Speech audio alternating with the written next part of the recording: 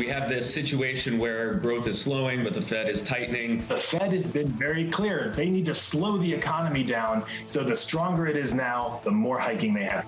I believe the Fed targets inflation and believes that by tightening financial conditions, it kind of gets there. There is an increased probability of a soft landing. I don't think the Fed's going to be doing much in terms of hikes next year. This is Bloomberg Surveillance with Tom Keene, Jonathan Ferro, and Lisa Abramowicz. Bramo's back. Literally nothing else matters, Tom. That's she it. hasn't talked to me yet. I haven't even greeted her. Good morning, Tom. How's it going? Thank you, Lisa. This is a beautiful thing for our audience worldwide. August. Good morning, good morning. Futures down 1.2%. TK, the Bears are back. The Bears are back. It's a real market move day. You're going to have to pay attention, folks. It's not a lazy, sleepy Monday in August. There's some real move. John, I'm going to triangulate right off the top. This is what the pros do.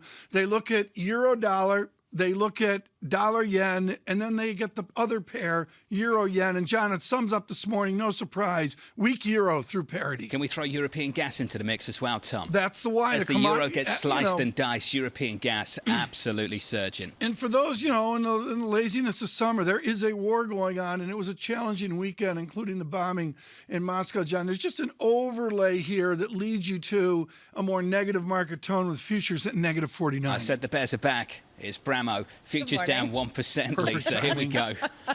I knew I'd get that. I'd say, I'd come in and people would say, well, the market's down. Of course, you're back. How much are we trying to give positioning a narrative? And I say this because what has changed over the past couple of weeks, other than just people have exhausted some of their short God, squeeze, I missed this. And now they go back to the fundamentals, which don't look that great. And I think that really is the story, even as people give Jackson Hole a lot of credit for Ben Laidler calling 3 bull markets back to 2019. Good morning, Mr. Laidler at eToro. To push against the Bramo gloom, Laidler says buy select big tech. Mislav Matejka on board over at JP Morgan, a constructive note this morning from him and the team. Lisa, Max Kettner on your side over at HSBC. Here's the line from him. Our leading cyclical indicators all point to more broad-based weakness in the second half, with warning signs flashing in the housing market, the consumer, and also increasingly the labour markets too. And he's not alone. I mean, we heard this over at Morgan Stanley over the weekend as well, talking about overweighting cash because it's a real asset class that gives you actual real yield for the first time in a very long time. Yeah, love that. An increasing number of people are coming out and saying, look, the Fed is going to push back against this euphoria about some sort of pause. They're going to do it this week. And then the positioning has to reckon with the fact that earnings have not been that great, even though you've gotten that earnings gain from oil companies in particular. I missed you, Lisa. Thank you. I missed you too. Good. It's good to have you back. I know you didn't, Tom, but I did. And Lisa missed me and not you, and that's a beautiful thing. Yeah, that's great. You guys are in halls and I'm working here. We're going to Jackson Hole later this week, Tom. I am? Can't wait to share the plane with the two of you. Futures on the S&P down by more than 1% on the S&P 500. On the Nasdaq 100 down by 1.5%. Tom talked about that weakness in the euro. Here you are. Euro dollar briefly breaking through parity once again and clinging onto it right now. Elisa, euro dollar negative 1/3%. Yeah, and I really find this fascinating. Jordan Rochester, who's going to be on the show later today, talking about how this feels different than the prior foray below parity because the positioning has been washed out and because we are looking at a much more dire situation when it comes to European natural gas. Which brings me to what I'm looking for today. German Chancellor Olaf Scholz going to Canada, meeting with Prime Minister Justin Trudeau. How much will this entirely be about? How much oil Canada can provide? How much gas Canada can provide to Europe? We were talking about natural gas. John, you can see that has reached a new record high. It has more than doubled since June. And this really speaks to some of the concerns still percolating under the surface when it comes to the commodity space, which also brings me to the Pro Farmer Midwest Crop Tour. And Tom, I know you're going to laugh and you're going to take out your sheep journal, but this is actually incredibly important. It's essentially an audit of the farming season in the United States. And this is really important because people don't have a sense with all the droughts, with all of the heat waves, of what this reaping will actually be at a time when we're very concerned about the potential output from the Ukrainian and Russian regions. And aftermarket Zoom Video Communications reports earnings.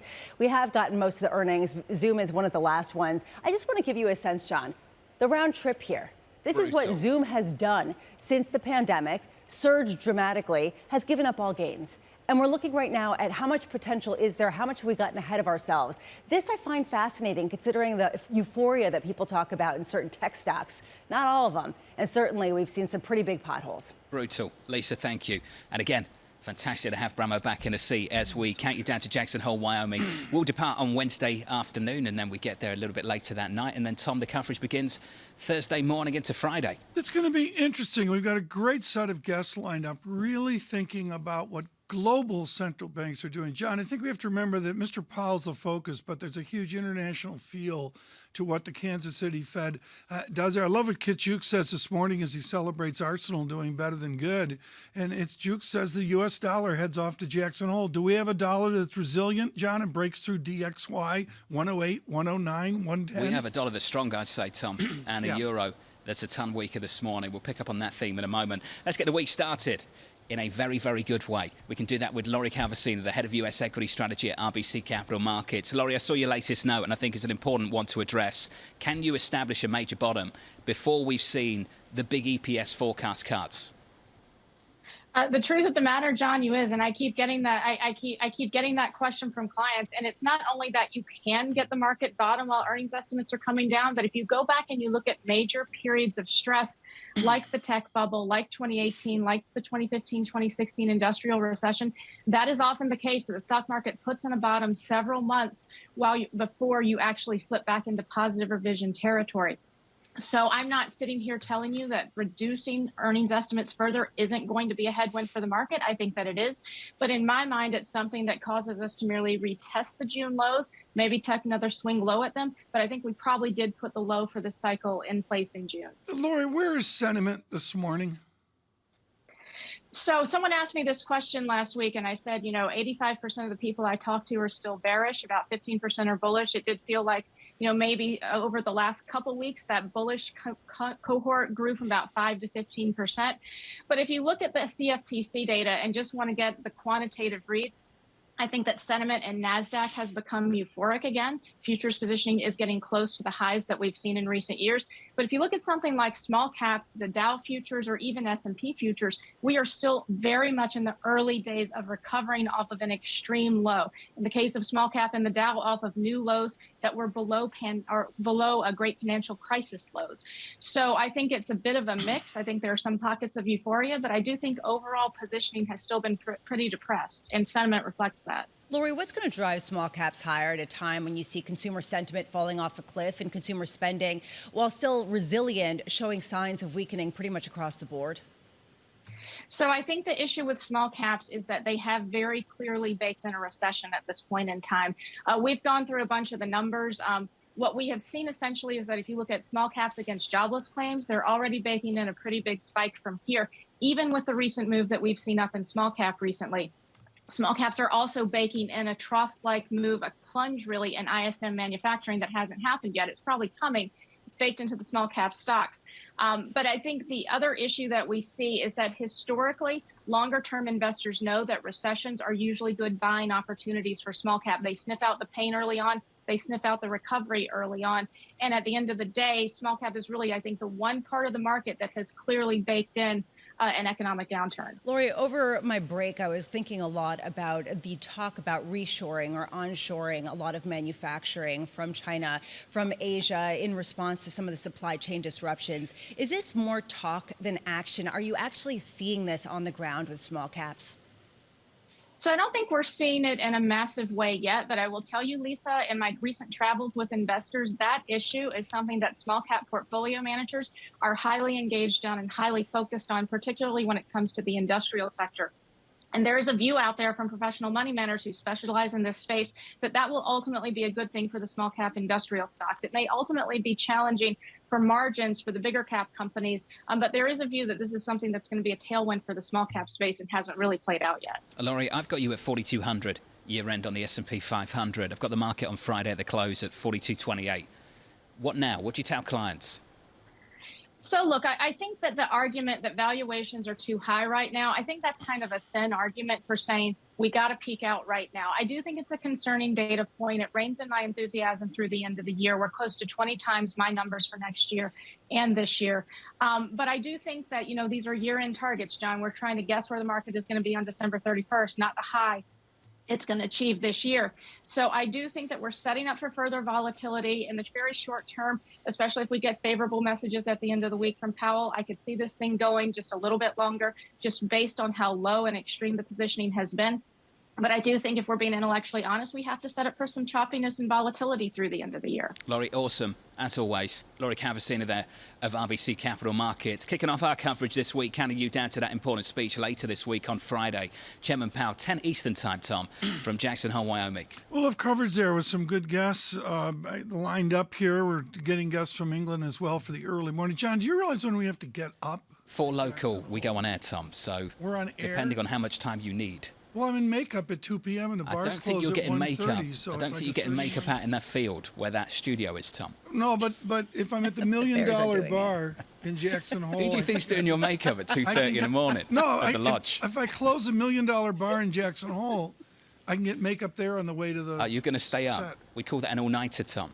Is that what you're doing? Well, that's what you have to do. Lisa, that's a Jackson Hole tradition. Lisa, welcome back, because you and I are going to be doing double time later this week when Tom sort of stumbles out of the bar onto the set. Stumbles out of the bear cave after getting his makeup Even more fully painful, applied. folks, is stumbling off the set into the Pioneer Grill for the Huckleberry pancakes. Literally. Okay. Everyone has John, it's called a full Wyoming. It's Full like a Wyoming. full English. Okay. It's a full Wyoming. Lisa, you sure you want to come back? I'm here. You don't want another week off? Honestly, it's really good to be back, and it's good to take time off as well, partly because you do see some of these other discussions that are being had. Well, maybe you'll find out later this year. I do think that one thing that was really present for me was just how dry everything is. I really am thinking a lot about farming. You'll go back to your farming roots, aren't you? I really, this is where it's at right now. I think this is the big story. We'll pick up on that a little bit later. Lisa's back in a seat. Good news. Alongside Tom Keene, I'm Jonathan Ferro. Futures down by a little more than 1%. Not much good news out there this morning for the equity market bulls. We are lower on the S&P. We are lower on your NASDAQ 100, down by 1.35%. From New York, this is Bloomberg. Keeping you up to date with news from around the world with the first word, I'm Ritika Gupta. Traders are betting that Fed policymakers will double down on their hawkish stance at this week's Jackson Hole Symposium.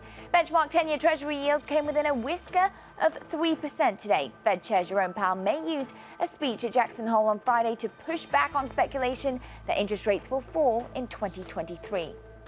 In China, the government is trying to alleviate a housing crisis that's getting worse. Banks have lowered their benchmark lending rates and authorities stepped up their support for the property market. That comes days after Beijing said special loans will be offered to ensure stalled property projects are delivered to buyers. And since the start of the war in Ukraine, China has increased its purchases of energy from Russia. According to the latest customs figures, spending on oil, coal and gas has risen from $20 billion a year ago to $35 billion. That increase comes as other countries shun Russian goods as punishment for the invasion. And in the UK, 2,000 dock workers at the port of Felixstowe have gone on strike. It's the country's largest port for handling containerized exports and imports. The workers' union has rejected an 8% wage hike as inadequate. And it's the first big leadership shuffle at Credit Suisse under new CEO Ulrich Körner. He's named Deutsche Bank Treasurer Dixit Joshi as CFO, and Francesca McDonough has been promoted to operating chief. Körner is trying to turn around Credit Suisse and has promised a restructuring plan for the investment bank by November. Global news 24 hours a day on air and on Bloomberg Quick Take, powered by more than 2,700 journalists and analysts in more than 120 countries. I'm Ritika Gupta. This is Bloomberg.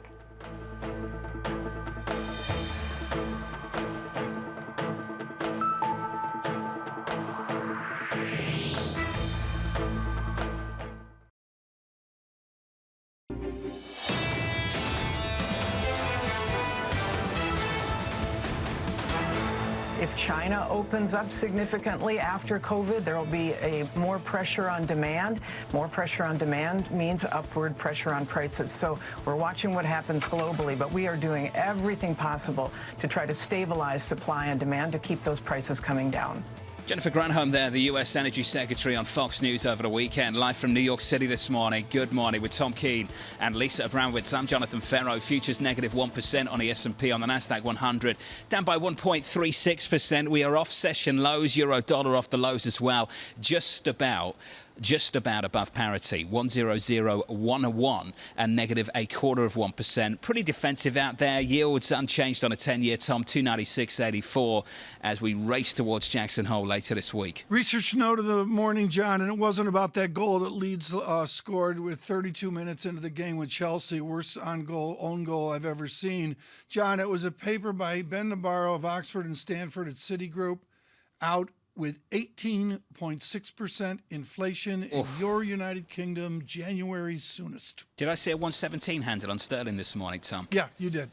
118.12 right now. Very briefly, the low 117.82. For those on radio and TV, that's the statistic of the morning. Citigroup modeling out off energy with the jump in Netherlands nat gas that we see this morning. 18.6% in January is the homework done by Mr. Nabarro over at Citigroup. Right now, we take advantage of the homework that Anne-Marie Horton has done over the years on the continent of Europe, from Moscow on down to Kyiv and on down to Ankara as well. We haven't had a war update in ages, and after the festivities, the tragedies, the battles of the weekend, including, Anne-Marie, this horrific bombing in Moscow, there's a sober tone this Monday morning.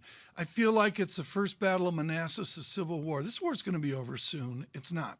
No, it's definitely not. And actually, you have an individual representing Russia in the UN in Geneva telling the Financial Times that they do not expect this to end soon at all. And they're saying that the mediators have really not done their job. And it's an important point because on Wednesday we have Ukraine's Independence Day. They'll be celebrating, and Zelensky is very concerned about that, thinking that Russia is going to have some cruel actions.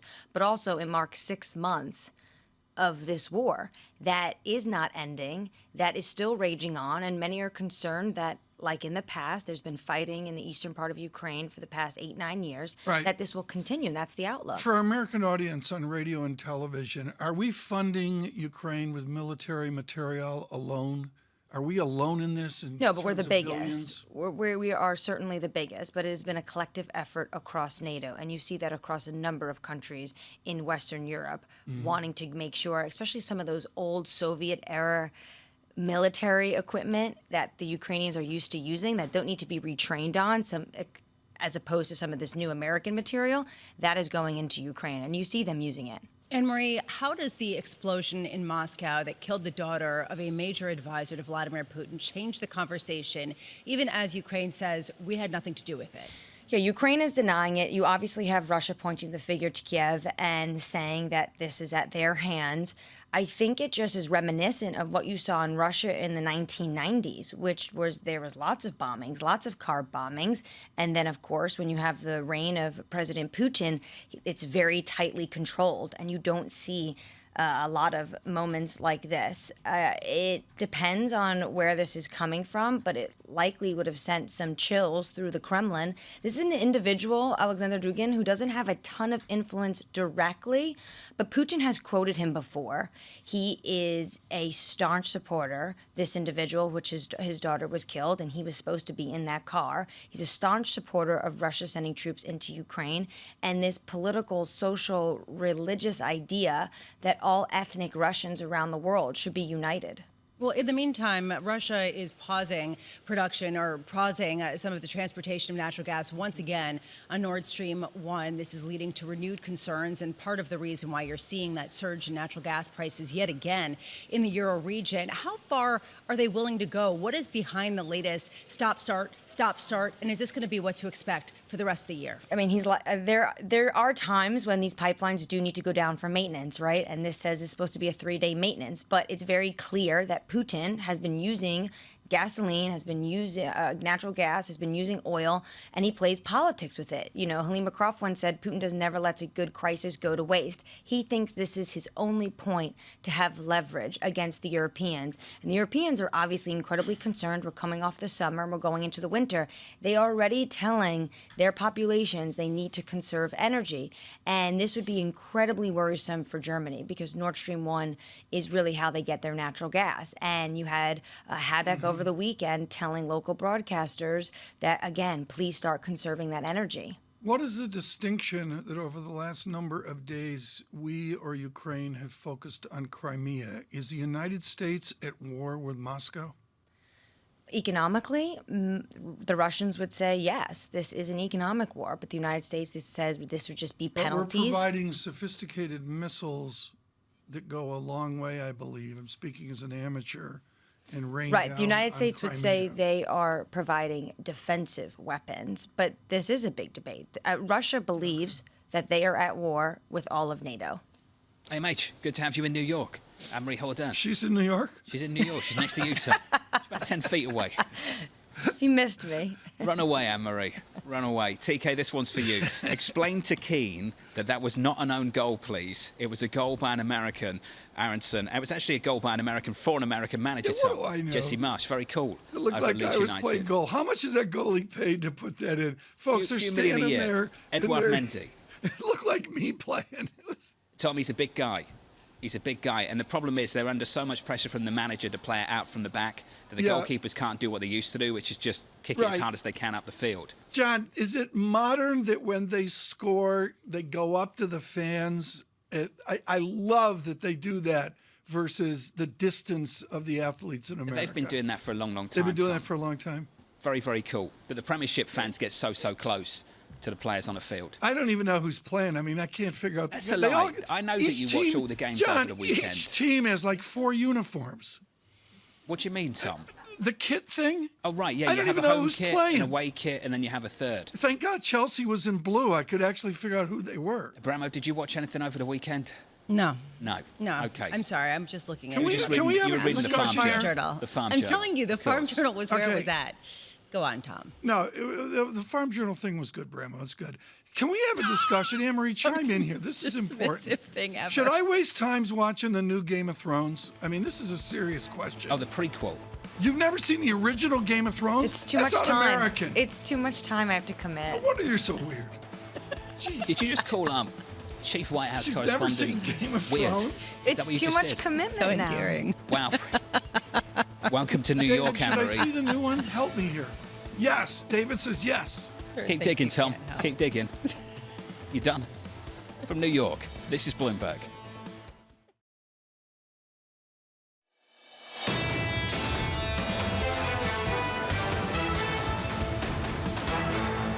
Lisa's killing me, just in the commercial break. Confusing Manchester City with Manchester United. Whatever. But it was so sincere. Futures right now, down 1.13% on the both from S&P Manchester. 500.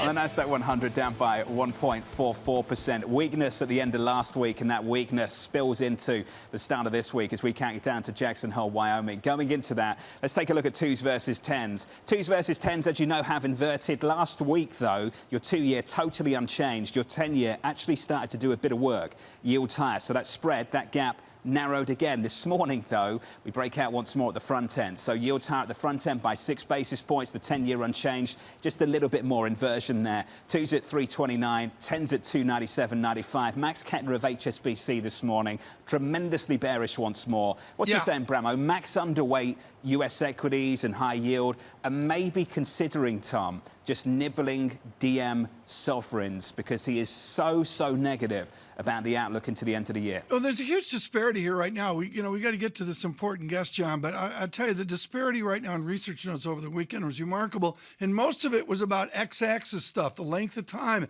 and I wonder if that's really what we're going to focus on with Powell. Want to finish on a snapshot of Europe, Tom. Euro negative, You got to show gas that flying. gas. Wow. Lisa, this is problematic to say the least. Euro dollar just about holding on to parity. Gas prices in Europe up another 17%. Yeah, and a lot of concern that the stockpiles are running low heading into the winter season, leading German officials to start extolling the potential for nuclear power to be preserved for longer, some of the nuclear plants not to be phased out as quickly as they were. I mean, it just gives you a sense of how the tide has shifted in Germany. So, Tom, as Lisa pointed out, Nord Stream 1 going down for maintenance at the end of the month for 3 days, and a big worry once again, if it goes down for maintenance, will it come back on? Well, it's there, and it's a 3.5% standard deviation move, rather 3.5 standard deviation move in Netherlands net gas, John. It's my chart of the year. I'm not going to show it yet, but I had to redo the chart this morning. It's moving so fast. Tom, the ECB, September 8th, they're set to hike rates 50 basis points. into this mess. You wonder their voice will be at Jackson Hole, as they usually have representatives there as well. Right now, we get a voice on China. Ian Shepardson joins us. We could talk 15 things with the chief economist at Pantheon Macroeconomics, but the duration of his Chinese slowdown is jaw-dropping. Ian Shepardson models out 24 months at 3% and 5%, make it 4% China GDP. What does that do, Ian, to the labor mandate that Beijing needs and has? Yeah, it's a problem. I mean, we just cut our China forecast. We just don't see any bottom yet to the real estate disaster. Prices falling, volumes falling. No sign of a fix coming through. And it's a huge chunk of the economy. It's been a big engine of growth for the last couple of decades. And it has not found a floor yet. So it's going to put real pressure on the labour market, real pressure on the authorities. And I think the bottom line is that there'll have to be some substantial policy action from the centre, from Beijing, right, because the local authorities who effectively right now are being tasked with dealing with this mess just don't have the resources. So the central government, which is resisting, eventually is going to have to fold, is going to have to step in with a lot of public money and try and put a floor under the problem, because if they don't, they're going to find an economy that is way, way weaker than they want for a very extended period, and that's a threat. That's a real threat to them. It's a threat to the global economy as well, because obviously China is such a big part of global growth, especially through the manufacturing sector. And the ambiguities of inflation, Ian Shepardson, do they export disinflation and deflation, thus making some of the inflation fear calls of the West maybe overwrought? Yeah, at the margin. I mean, you know, Chinese inflation, PPI inflation, which passes through into Europe and into the US, you know, is really rolling over now. No question about that. But I think it's important to appreciate that the bulk of the inflation shock in the US especially, but also in Europe, apart from energy, in the core, has been through margin expansion, you know, in the retail services sector. So that's not really China contingent. That's really been more a story of booming consumer spending against constrained supply. But you know, right now, central banks everywhere will take anything they can get. And if the slowdown in inflation in China gives them a little bit of room for maneuver, that's great. But it's not going to be the heart of the disinflation story in the US over the next year. And of course, Europe is still struggling with the energy inflation shock, which is much bigger and is likely to be much more persistent. So we've still got some really big problems. Well, let's talk about UK's whaler, and I don't own the rights to that one. Ian, how bad are things going to get in the UK and across Europe for that matter too? Well, Europe's in recession now already. I mean, that's pretty obvious now. We see that lasting for a while. The ECB is still going to hike because, you know, the German influence on the anti-inflation story is very intense, so we're going to get it 50 bips at the next meeting. UK is different. I mean, I think there's a reasonable chance that recession can be averted, but only if the new Prime Minister, who presumably will be Liz Truss in 2 weeks' time, takes some more drastic action to bail out households from the energy price shock. So, now that isn't a promise right now, it's a forecast, and you know, I could be wrong. They might not do it, which would be crazy given the pressure the households are under, and that probably would mean the UK would end up in recession later this year. But right now, I kind of think the politics points them towards doing something more aggressive, effectively handing households more money, and with a bit of luck, that will allow the consumer sector to just tick over through the second half of the year and prevent a recession. But it's going to be a close run thing, and of course the Bank of England's still going to be raising rates. So there's a real squeeze going on there, which is unlikely to abate anytime soon. So you know, just avoiding recession, that's not the same as a forecast of everything being okay. It isn't, and it isn't going to be okay for the foreseeable future in the UK. Because you know, even if the energy price thing goes away, you've still got the lingering catastrophe that is Brexit, dragging the whole economy down essentially for the foreseeable future. Ian, it's a low bar looking across Europe. Just how low is the bar in Europe? Can they avoid recession? Well, they've got one now. It's probably not going to be very deep or very long, though that does depend to some extent on what happens to energy prices. But they're in recession already. You know, a turnaround probably will come at some point next year, but we've got to get through the worst of it first. So things are a real mess. There's no growth momentum anywhere in Europe. The only place where I can see any growth momentum coming through before the end of the year is probably in the US, and even there it's going to be patchy because the housing market's a catastrophe. Manufacturing is under pressure from the businesses being nervous about energy prices, but it's nowhere near as bad as it is in Europe. And I think that the US is going to avoid recession quite comfortably, which of course is why markets are getting nervous, because they're now thinking, well, you know, the US isn't going to move into recession, and the Fed is not yet talking dovishly, so we've seen this upward pressure on yields again. Ian, you're making me sound rosy. I'm thinking about this. Housing is a catastrophe. Nothing is positive in Europe. At what point has this been priced in already? And at what point is this something that requires a much broader and more drastic repricing of risk assets across the board? Well, that's a good question. I think a lot of this is priced in. I mean, if you're not expecting a recession in Europe now, you probably haven't been paying attention. So I think that story is pretty well understood now. The question is, what do we get out of it? I mean, the fundamental problem for Europe is that the rise in energy prices has made everyone in Europe poorer. There's no way to avoid that. It's cutting interest rates or pushing money into people's pockets through fiscal policy is just delaying the inevitable and hiding the truth, which is that an energy price shock in an energy-consuming region makes everyone poorer and makes the economy weaker and hits corporate earnings, and there's just no way to avoid this. You can work through it, you can ameliorate some of the worst impacts of it, but you can't get away from the fundamental fact that if you're an energy user and energy prices go up, you're poorer.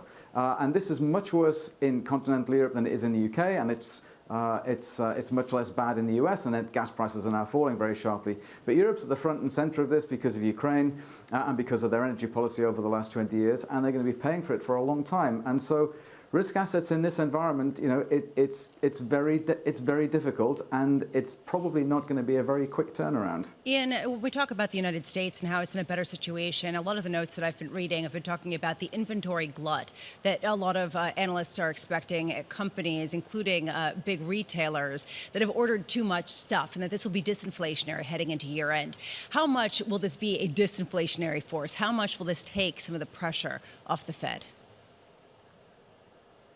Yeah, this is the thing I'm watching more closely than pretty much anything else, because when we had the inventory shortages last year, what we saw was a gigantic widening of retailers' margins, because effectively people were bidding for whatever inventory they could find, especially in the vehicle market where retail dealers' margins tripled. I mean, that's an official number. Retail auto dealers' margins tripled across last year. Now that leaves them at a ridiculously overextended level. So now that auto production is rising because the chips are available again, and now that we've had all this retail inventory arriving on boats over the last 6 months or so, we are in a position now where that enormous margin expansion should reverse, and it could easily take 2, 3, even 4 percentage points off of core inflation over the course of the next 12 months. Now, it kind of surprises me that the Fed isn't talking about this. I'm sure they know it's going to happen, but this margin expansion and contraction story, to me, has been the big driver of inflation on the upside and will be the big driver of inflation on the downside. Of course, the problem is, for an investor in the consumer sphere,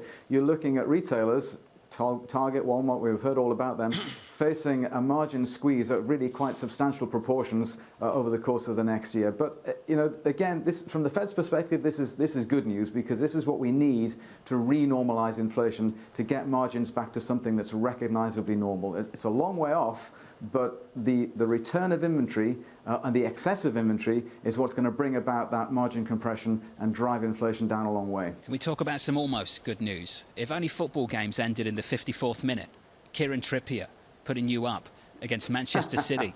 Ian, what a beautiful thing that almost was. Yeah. That's all we get is a yeah. It was a beautiful thing when he scored. It was right in front of me. Oh, were you there, Ian? Were you in the stadium yesterday? It was the best day at St James's for a long time. I was there, yes, it was marvellous. Why aren't you happier? Yeah. Yeah, he is. I mean, this is important to you, too, because I'm going to be in the surveillance nap. But advise us on this game today, Liverpool and the other Manchester. Is this like a huge deal? Well, Tom, they lost the first 2 games of the season. Manchester United, and they're going against one of the best teams in the Premiership, against Liverpool a little bit later. I imagine they're going to get crushed, based on recent performance. Like, does the coach go, Ian? Oh, it's a little bit too early for that, Tom. I think it's a little bit too early for that. Not this early, bit early, but yeah, bit early. But if it carries on, then yeah, it's a mess. Ian, awesome to catch up. Ian Shepherdson, Newcastle supporter. Almost happy after yesterday's performance. They get to lose. Manchester United, Liverpool a little bit later. Tom's going to be live blogging that on the terminal for you. People will be looking for that. Someone's going to actually request that 100%. now. Wouldn't that be epic? A little bit later. Quiet Market Day, TK live blogging. John, Damien from Turks and Caicos emails in. He wants more Leeds chat. There we go. All right, we'll figure it out. From New York, this is Bloomberg.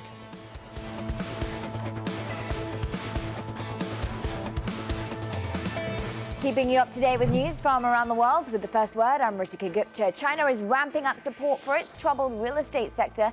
Bloomberg has learned that $29 billion in special loans will be offered to ensure that stalled housing projects are delivered to buyers. That would make it the biggest commitment yet from Beijing to contain a property crisis that has led real estate sales to plummet. Former Treasury Secretary Larry Summers wants the Federal Reserve to deliver a stark message on economic pain. He says the Fed should be clear that it will need to impose restrictive monetary policy that drives up the unemployment rate in order to quell inflation. Summers appeared on Bloomberg TV's Wall Street Week with David Weston. President Biden has spoken with European leaders looking to revive a nuclear deal with Iran. The U.S. is considering a response to Tehran's position on the latest proposal.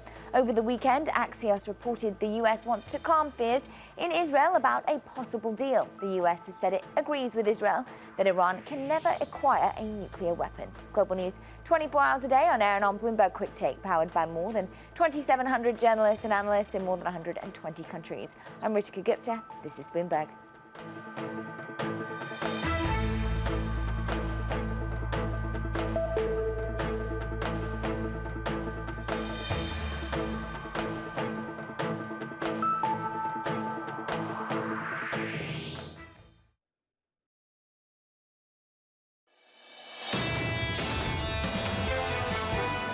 I think inflation's plateaued in the United States, and the strong dollar, lower commodity prices are going to see year-on-year prints continue to go down.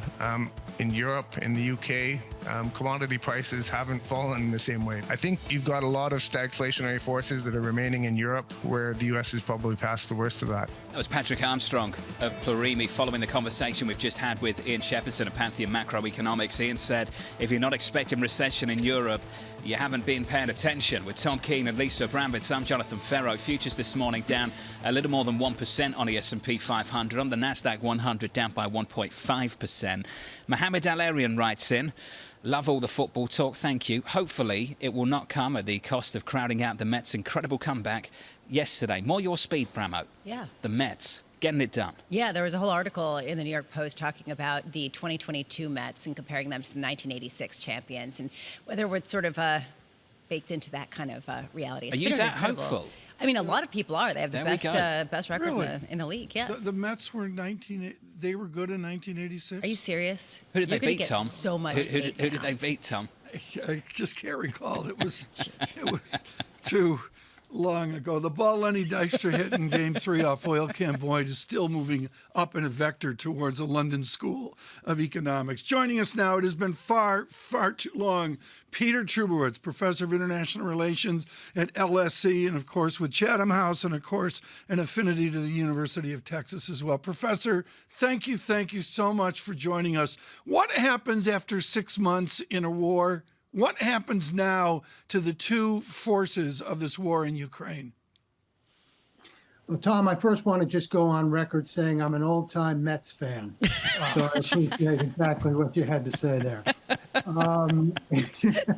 Thank you, Peter. You know, I mean, it's pretty damn clear that this war is going to continue going on. It's a long slog. I think the thing that caught my attention over the weekend, actually, I guess it was announced on Friday, was that Biden was going to send another $775 million in military aid to Kiev, and I think the timing of this is no accident. It's both symbolic and it serves a practical strategic purpose.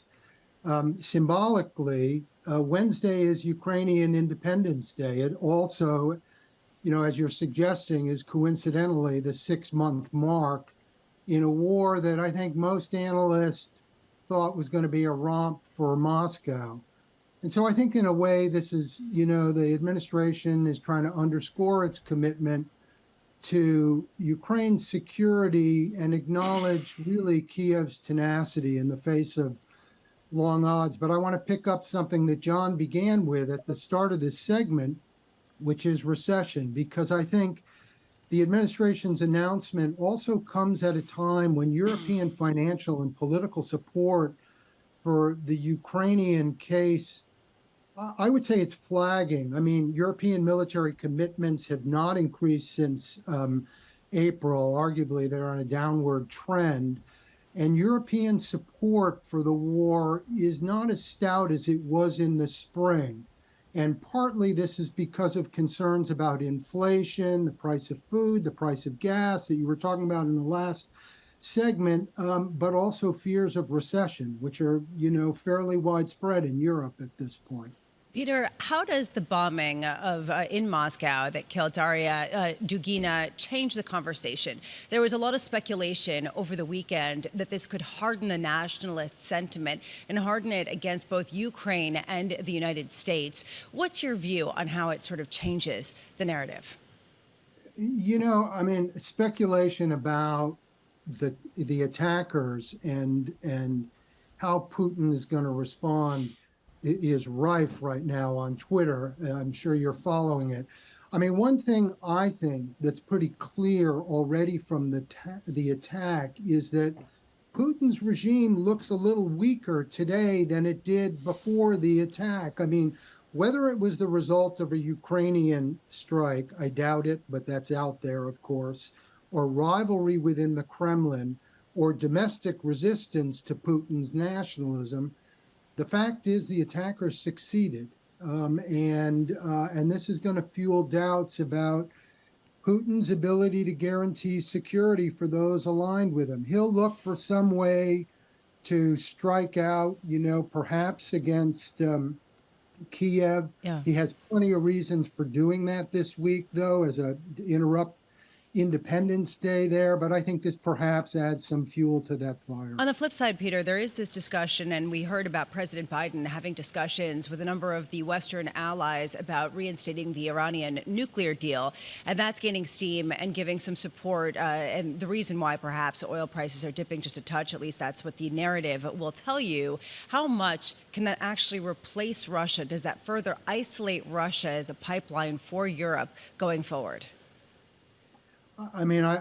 First of all, I don't think there's going to be an agreement anytime soon. Maybe I end up eating those words, but he's got a lot of people to placate inside the region, and it's just hard for me to see from a political standpoint, domestic political standpoint, Biden pushing for this before the midterm elections. After the midterm elections, then I can see them moving on it. That's not to say there's a lot of interest and push inside the administration to make this happen, partly for the reasons that you suggest, alternative sources of energy, but I think also because they think it was a mistake fundamentally to undo the agreement that was struck during the Obama years.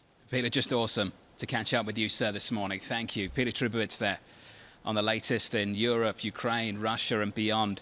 The latest from Citi, Tom, you talked about it at the top of the hour. We've got to go back to that research. Here's the quote. Our latest estimate updated for further 25% and 7% rally in UK gas and electricity prices last week points to a further upside shift in UK inflation.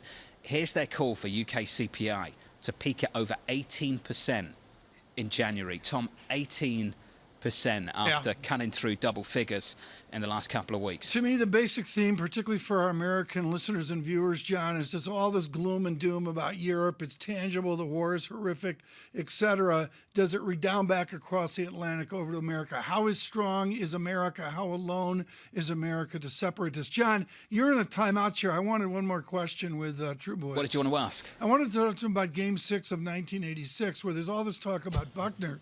But the reality is John McNamara blew it by keeping Calvin Schiraldi in for 3 innings. And I mean, when Schiraldi went to the plate, and I think it was the 10th inning, I was stunned. I get my decades confused, Tom. When was Bucky Dent doing the damage to the Red Sox? Was that the 70s? See how he does that? Was that the 70s? I find it all so confusing in baseball history. I know so many people are really good at this stuff. What's confusing is the Yankees always do it to us. That was the Yankees in the 70s. That was Bucky F. Dent, and I believe that was in the 70s. There was a 60s. Do you want to share what the F stands for? No. 1967 is when world began. 67 is when the world began. Thank you, Yaz. And then in the 70s, it was challenging. And in the 70s, it was challenging.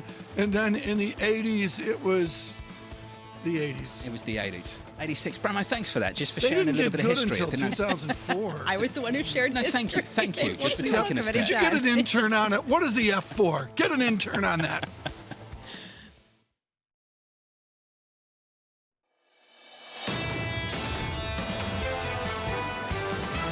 We have this situation where growth is slowing, but the Fed is tightening. The Fed has been very clear. They need to slow the economy down. So the stronger it is now, the more hiking they have.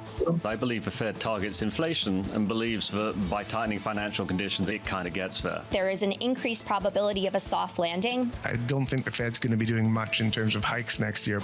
This is Bloomberg Surveillance with Tom Keene, Jonathan Ferro, and Lisa Abramowicz.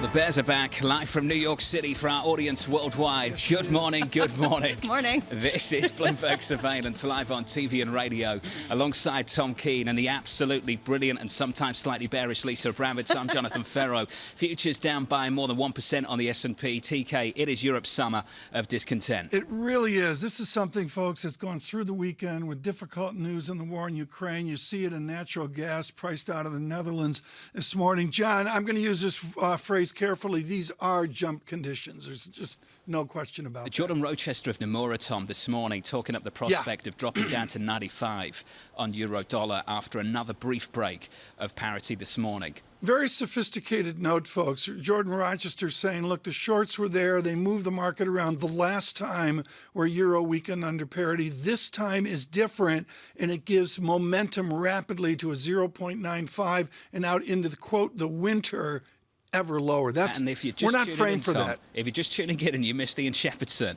about 20 minutes ago on Bloomberg TV, Bramo, wow. That quote, basically, and I'll read it verbatim, if you're not expecting recession in Europe, you haven't been paying attention. It's that bad. It has been that bad, and that has been all of the projections, and that's basically been baked into the euro at this point, or has it, right? I mean, that sort of goes to the Jordan Rochester point. He actually thinks this time is different than the last time that the euro crossed through parity, simply because the shorts and the sort of bearish positions have been more washed out. You have less of a positioning squeeze. I'm still focused on Farm Journal and the drought, and it's not just in the U.S., it's also in Europe, just adding to that summer of discontent. So Tom asked the right question this morning, and it's a question we asked about 10 years ago when we had the European debt crisis. Can the U.S. economy decouple? Decouple from the weakness we're seeing abroad, and not just in Europe, but in China too? I don't think Powell will address that at Jackson Hole. It's too sensitive, John. He's going to talk, the usual script we're talking about and all the punditry we're going to hear on that. A great set of guests lined up as well. But he is central banker to the world, and he's going to adapt and adjust. And I'm sorry, John, my head's a blur with a Costin call from Goldman Sachs. But I think one part of the J.P. Morgan combine came out this weekend and said, look, they're going to do one more lift, and that's it. The issue, and that was Mislav Matejka over at J.P. Morgan, Tom. I was too busy watching Leeds. I'm sure you score that goal. Kick the ball from farther out. We're going to go to that in a little bit later, right? Just save the Premier League football talk. Kick the ball. Kick the ball from further out. That's his advice for every single Premier League football team. Elisa, insightful. When it comes to this Federal Reserve, when this chairman acknowledges weakness, domestically or abroad, he risks coming across as maybe dovish when he doesn't want to. That's what's going to be interesting later this week when we hear from Fed officials. How do they navigate that weakness, which is so obvious for all to see abroad? So the meeting minutes last week, I was reading through them, and I was reading through the responses, and a lot of people took them as somewhat negative or hawkish, negative for markets and hawkish, even though they were really giving a nod to the concern about raising too quickly and not seeing necessarily the impact until it's too late. How much are they going to double down on that message? And are they going to basically say, look, we're going to hold rates higher for longer, and that will be the issue that will be the sticking point for markets, rather than we're going to raise them incredibly high right away? We'll kick off our coverage on the ground Thursday morning. Looking forward to that. If you are just tuning in, here's the state of play in US markets. Equity markets down, lower, negative on the S&P 500. Futures off by more than 1%. On the NASDAQ 100, down by 1.4%. We talked about that euro weakness, dollar strength. Euro dollar clinging onto parity, negative 0.25%. Crude positive 0.5%, 91.22 on WTI. And your US 10-year, Lisa, basically unchanged, 297.58. The action really is very much in the commodity space, at least in the natural gas space when it comes to Europe. Today, German Chancellor Olaf Scholz is heading over to Canada to meet with Prime Minister Justin Trudeau. The idea here potentially is partially to increase the imports of natural gas, of oil from Canada. And this comes as natural gas prices in Europe have climbed to new record highs. They have more than doubled since June, just to give you a sense of the summer of discontent and how much it is deepening in the entire euro area. Also today, the Pro Farmer Midwest Crop Tour begins and ends on Thursday. Neither of you have taken me up on this. Tom, John, honestly, this to me has been the story of the summer that was most underplayed. It is the incredible drought everywhere. And yes, I am biased because I just came from a more rural area where you can feel it in real relief. But this is all across the world. It's not just the U.S. It's also Europe. It's also over in China, which you're seeing industrial production start to come in. What happens if the U.S. cannot plug the gap in some of the crops from Ukraine? I think this is important. Her more rural area, there were more black flies than people. Where did she go? I went upstate New York, and there actually weren't as many flies because it was so dry. This is my point. It was a new kind of terrain. Anyway, we could go into Farm Journal. I don't think we will, but I actually do think this is really important. And Aftermarket Zoom Video Communications reports earnings. A share that absolutely skyrocketed during the pandemic has lost all of that. How much can they really build the audience at a time when people are going back to the office? Elisa's been away too long. Have you forgotten that you can't discuss something really, really important for longer than 30 seconds without Tom just taking it somewhere less I knew. important? I'm trying because this is actually really important. It's the world's food supply. It has import. I agree. Thank you. Lisa, welcome back. It's good to see you. Chris Harvey joining us now, Head of Equity Strategy at Wells Fargo. That was almost on the edge of line there, Lisa. It's good to be back. Chris Harvey, awesome to have you with us, sir, and I mean that. Chris, you wrote just a wonderful note in the last week, and I reached out to you and I told you that. It really was absolutely brilliant.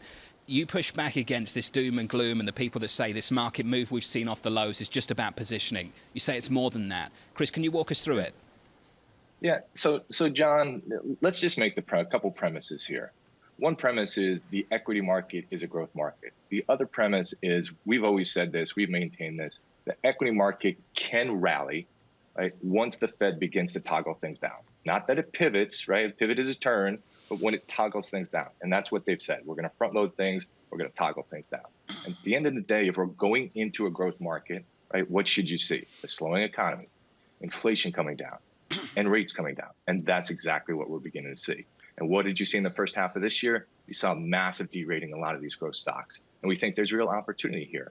Now, in the short term, it's going to be a little bit choppy, but overall, we're going back into a growth market, and that's pretty positive for equities. Chris, in your note, you've got a really important insight, and this is something inside baseball, Global Wall Street, which is the fall conference season's really going to matter this time around. So everybody does walkthroughs to the hotels, and they Zoom, and they do that. Explain why this time is different for the boring fall conference season. Sure, Tom. So a couple things. We're already halfway through, or a little bit more than halfway through third quarter. Right? Third quarter is the last number you're going to get. Right? If you're going to re-exert that bear case, what you need to see is you need to see companies pre-announce to the negative side. You need to see them bring numbers down. You need to see them talk about doom and gloom. And the conference season is going to be chock full in September. So you're going to see companies talk about the underlying fundamentals, the here and the now, right?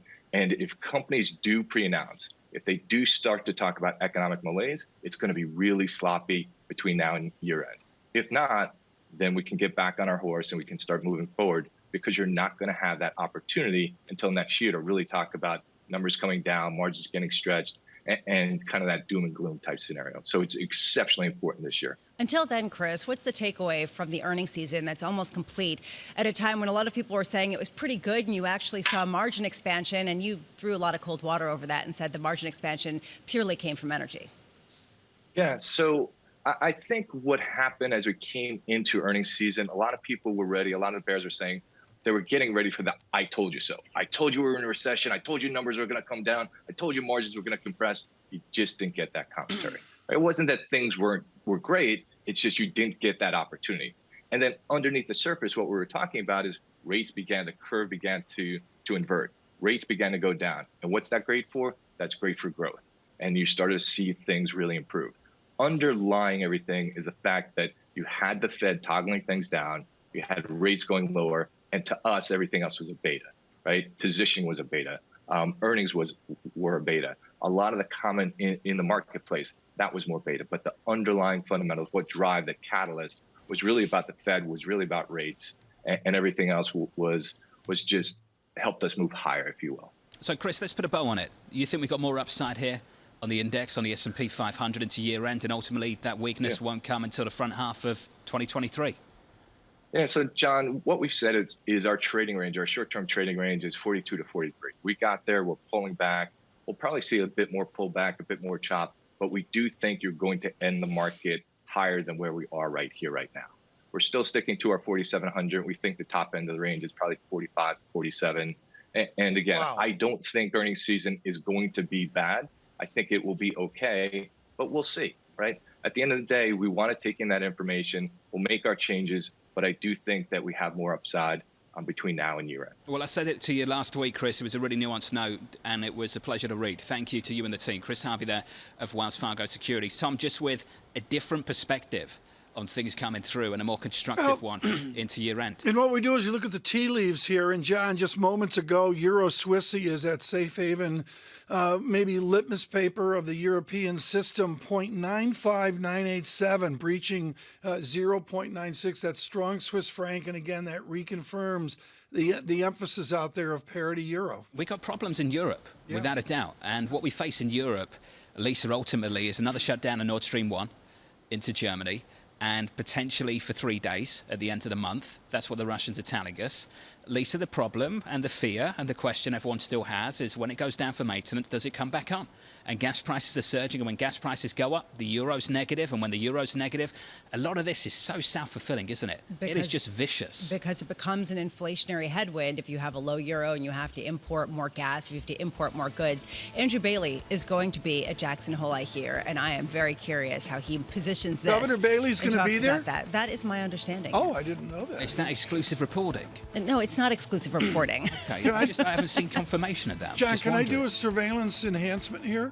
You're going Our to audience enhance the kills show. us. Go on. Al from New Jersey emails, and thank you, Al, for listening on Bloomberg Radio in New Jersey. I never hear from Al from New Bucky Jersey anymore. F. Dent was 1978. Thank you for that. Did Al write into you? He did. I He haven't wrote heard into from Al me. for weeks. Well, it came in carrier pigeon. Okay. Old school. Yeah, old school. Are you going to share what the F means in Bucky F. Dent? I got a Harvard intern out. We had a Northeastern intern. They're doing some and the research. Northeastern They're doing some intern said, Tom, I'm not going there. The Northeastern intern's all woke. The Harvard intern's in the stacks right now, researching that F. Futures down 1% from New York. This is Bloomberg.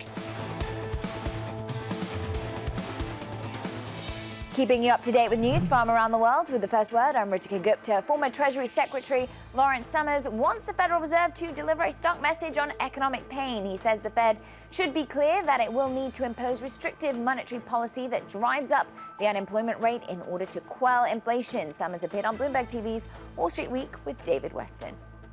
Citigroup says that UK inflation is on track to rise above 18% next year for the first time in almost half a century. Citi is basing that on the retail energy price cap, which analysts expect to more than triple by next April. Citi is forecasting that the British government will come up with a $47 billion support package. And 2,000 British dock workers at the port of Felixstowe have gone on strike. It's the country's largest port for handling containerized exports and imports. The workers' union has rejected an 8% wage hike as inadequate. China is ramping up support for its troubled real estate sector. Bloomberg has learned that $29 billion in special loans will be offered to ensure that stalled housing projects are delivered to buyers. That would make it the biggest commitment yet from Beijing to contain a property crisis that has led real estate sales to plummet. Global news 24 hours a day on air and on Bloomberg Quick Take, powered by more than 2,700 journalists and analysts in more than 120 countries. I'm Ritika Gupta. This is Bloomberg.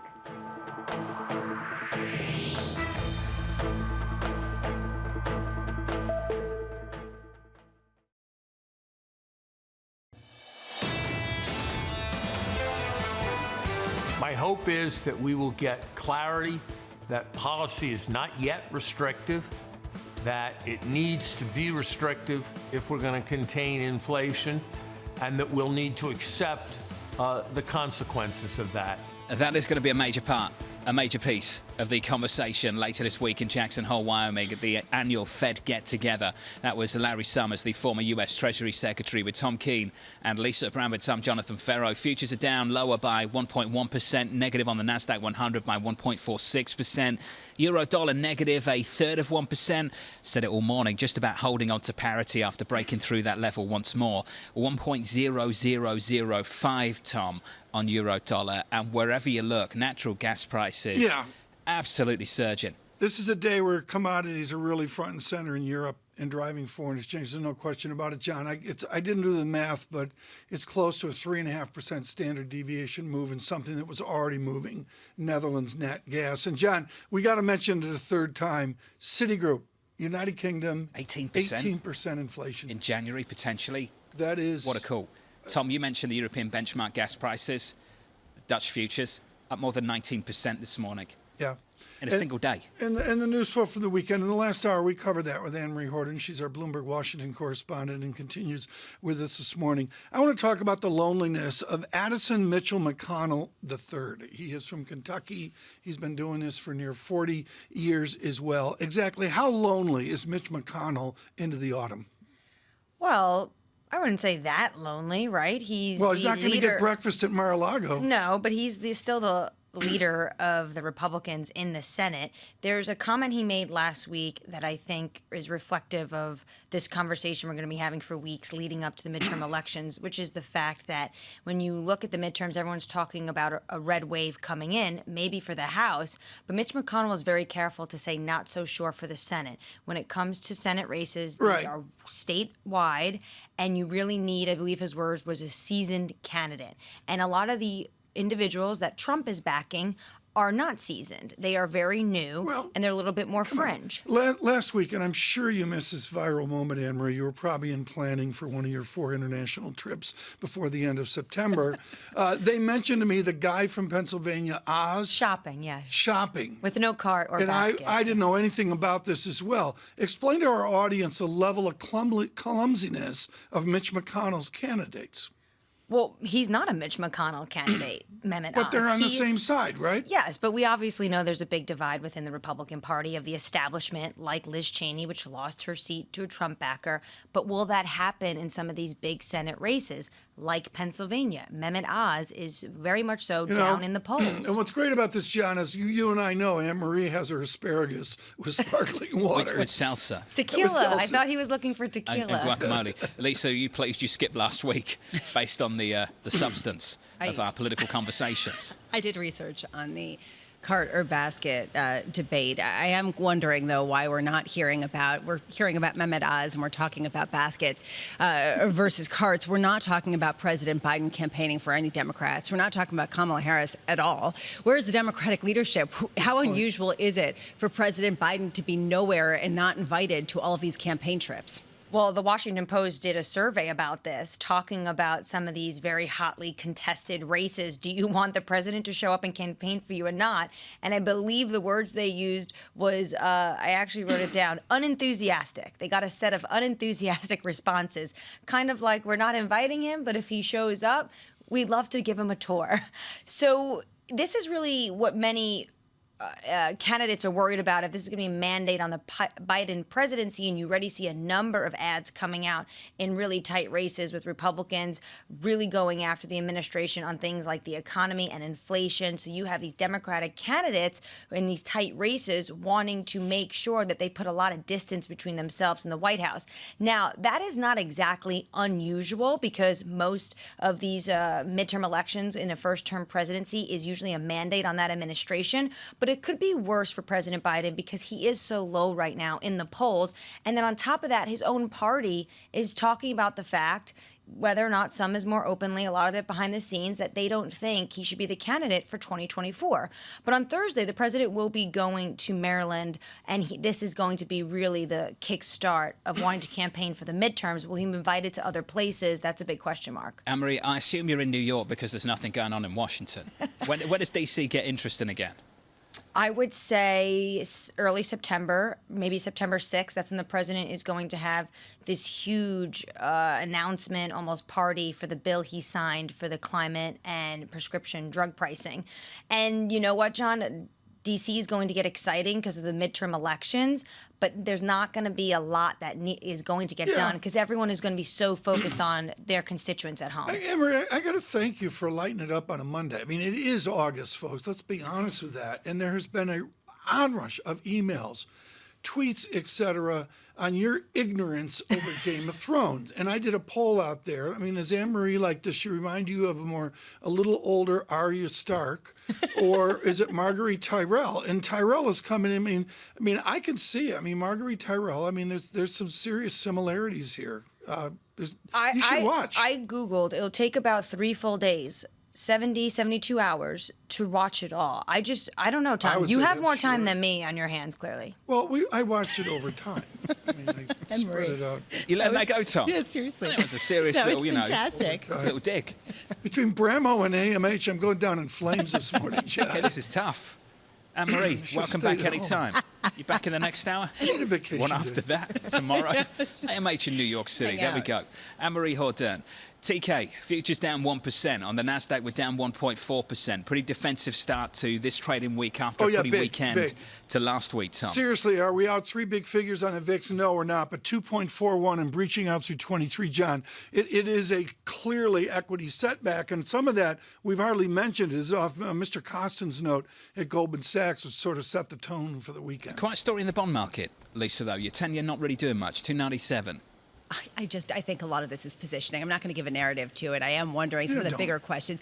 Honestly, Chris Harvey, I'm amazed you didn't nail him on this, Tom. He was talking about how it's all rates driven. It has nothing to do with the fundamentals. That was basically his big takeaway as he talked about the earnings not being that great. Are we all just sitting here waiting for Godot or waiting for the Fed to kind of speak and give us some sense of what's going on? We're going to fall conferences given by houses where there's beverages of my choice and lousy hors d'oeuvres. And we're going, and What did you just call them, Tom? Beverages of my choice. No, that's not what he was talking about. Yeah, I've never heard them called that, Tom. No, you go down, you have an hors d'oeuvres, and, like the Hyatt is like this so good in the Hills. I can't do this. Take a beat. Have a break. All right? I've got no idea where this is going. Have some hors d'oeuvres. What was it last week? Vujardé. I do Vujardé instead of Deja Vu.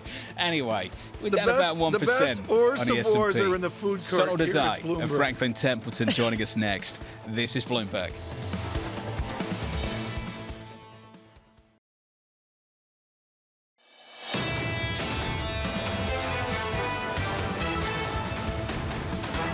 Snapping a 4-week winning streak on the S&P 500 last week. Weakness on Friday spills into weakness this morning. Good morning to you. This Monday morning, here's the price action.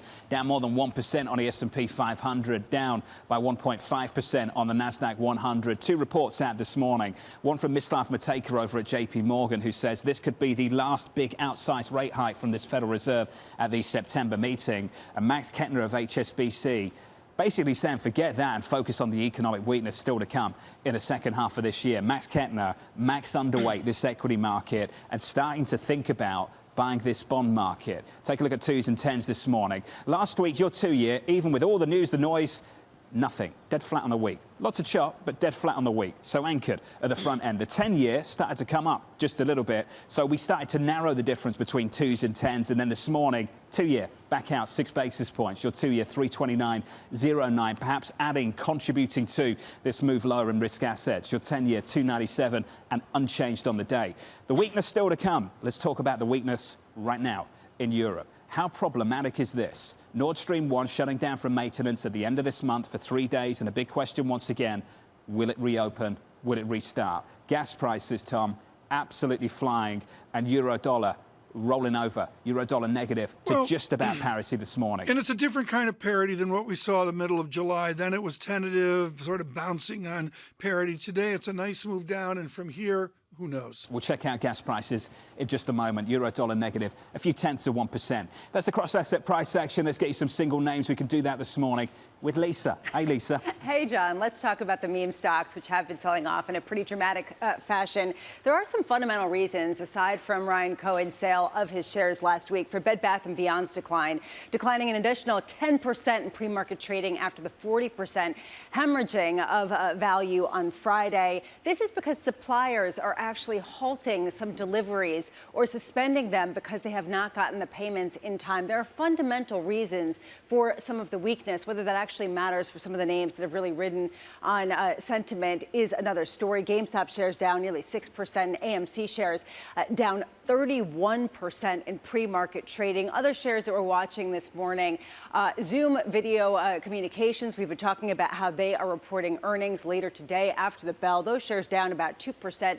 The expectation here is how much can they continue to add subscribers, add users at a time when, as we were just hearing from Chris Harvey, everyone's going back to the conferences. People are getting back to the office. You can feel this sense that that era is over. And so the adopters have already gone to it, and the others perhaps are using other technologies or just going in person. Wayfair shares down more than 3% after a massive decline on Friday, as well as they start to potentially lay off some of their employees, dealing with some of the slowdown in that sector. And MSG Entertainment, I'm doing this because Harry Styles' concert was last night. Those shares down 2%. They reported earnings on Friday, Tom. But yesterday, I was coming home and I was leaving the train from Penn Station, and I saw these ladies in bell-bottoms and boas, and I didn't know what was happening until I saw what was on the sold-out notice on the. Oh, did you go to the concert though? You didn't make it to the concert. I didn't have my boa, and I didn't have my glitter makeup on my face. So bell-bottoms the towel for a Harry Styles concert. Yeah. Is that the towel? That's the towel. I mean, it was really uncanny. Everybody was wearing bell-bottoms and boas of bright colors and glitter. I've noticed the style's changing, Tom. See you in bell-bottoms. Well, you know, fashion's flying. Beige. Fashion, we The man talked from to Dana Delmonte Tulsi, and bell-bottoms. Fashion's back big time. Celine, I think it's outstanding. They've got a new sweatshirts that don't shrink. It's incredible. Have they, Tom? Yeah, it looks good. It's shrink-proof in the dryer. Shrink-proof. You put them I will check that out. If you put a $900 sweatshirt in the dryer, it doesn't shrink. Carry on, please. Joining us now, and this is a really important interview, Sonal Desai is in fixed income, Chief Investment Officer at Franklin Templeton. But far more long ago and far away, when it was price up, yield down, she took the trophy for Morningstar Fixed Income Manager of the Year. Right now, she and others in bonds are just trying to survive. The Bloomberg Total Return Index, negative 14% and rolling over in the last couple weeks, is brutal. Price down and yield up. So now, when does it end? When does the capital loss end for bonds? I think when they've sold off enough. And I'm not sure they have yet. So the real thing is that we're really playing a game where the market desperately wants the Fed to react the way it's done over the last few decades, but certainly most recently in 2018. The market behaves this way. Historically, the Fed has turned around and soothed it by delivering more liquidity, less tightening, something along those lines. I just don't think that they can. And so when does the pain stop? I think that yields still do need to go up a bit more, quite a bit more actually. And I think that the volatility will continue until the Fed actually can convince markets that it's going to do what it says it's going to do, which is to raise rates. So, no, I've had the pleasure of following the evolution of your thinking through 2022, and you and I have caught up a few times. Yeah. I think what stands out for me about the way you think about this year is that inflation's just going to be so much stickier than so many people expect, and that Fed funds is going to peak at a much higher rate. So, no, could you give us your latest thinking on that, just on where you think inflation's going to be, say, year-end, and how much work this Fed still has to do? So here's the thing. I think the big divide amongst most of us in the market right now, and certainly amongst most economists, is the extent to which you believe this is all supply-side driven, petrol-driven, so the Russia-Ukraine war, COVID-related supply chains, etc. And those of us who actually believe that the fiscal impulse was large and it had an important impact, and that's what's showing up in labor markets, that's what's showing up in people's spending. Keeping in mind that the inflation we've had so far effectively knocks off 1 month's wage from the average American, it is remarkable how well consumers have held up. They've held up because they've got a lot of resources still, or sufficient resources to ride out inflation for a while longer. So the normal thing of the economy slowing down sufficiently to curb inflation, it's just not happening yet. So in terms of where I see year end, the last time we spoke, I said that we could even get a negative number in July. In the end, we got a flat number on the back of gas prices. I think we could easily see that again. But then again, you see what happened in retail sales. Ex-gasoline, if you look at the control group, retail sales were up a lot. They were up over 8%. So I still see a relatively strong consumer. for year end, I see inflation closer to 8 than 6, which is what most in the market are expecting, because I do see a lot of stickiness in shelter, in a lot of other areas. Sorry, and just to finish off on the issue of gas prices here in the US, at the end of August, the strategic reserve sales actually end.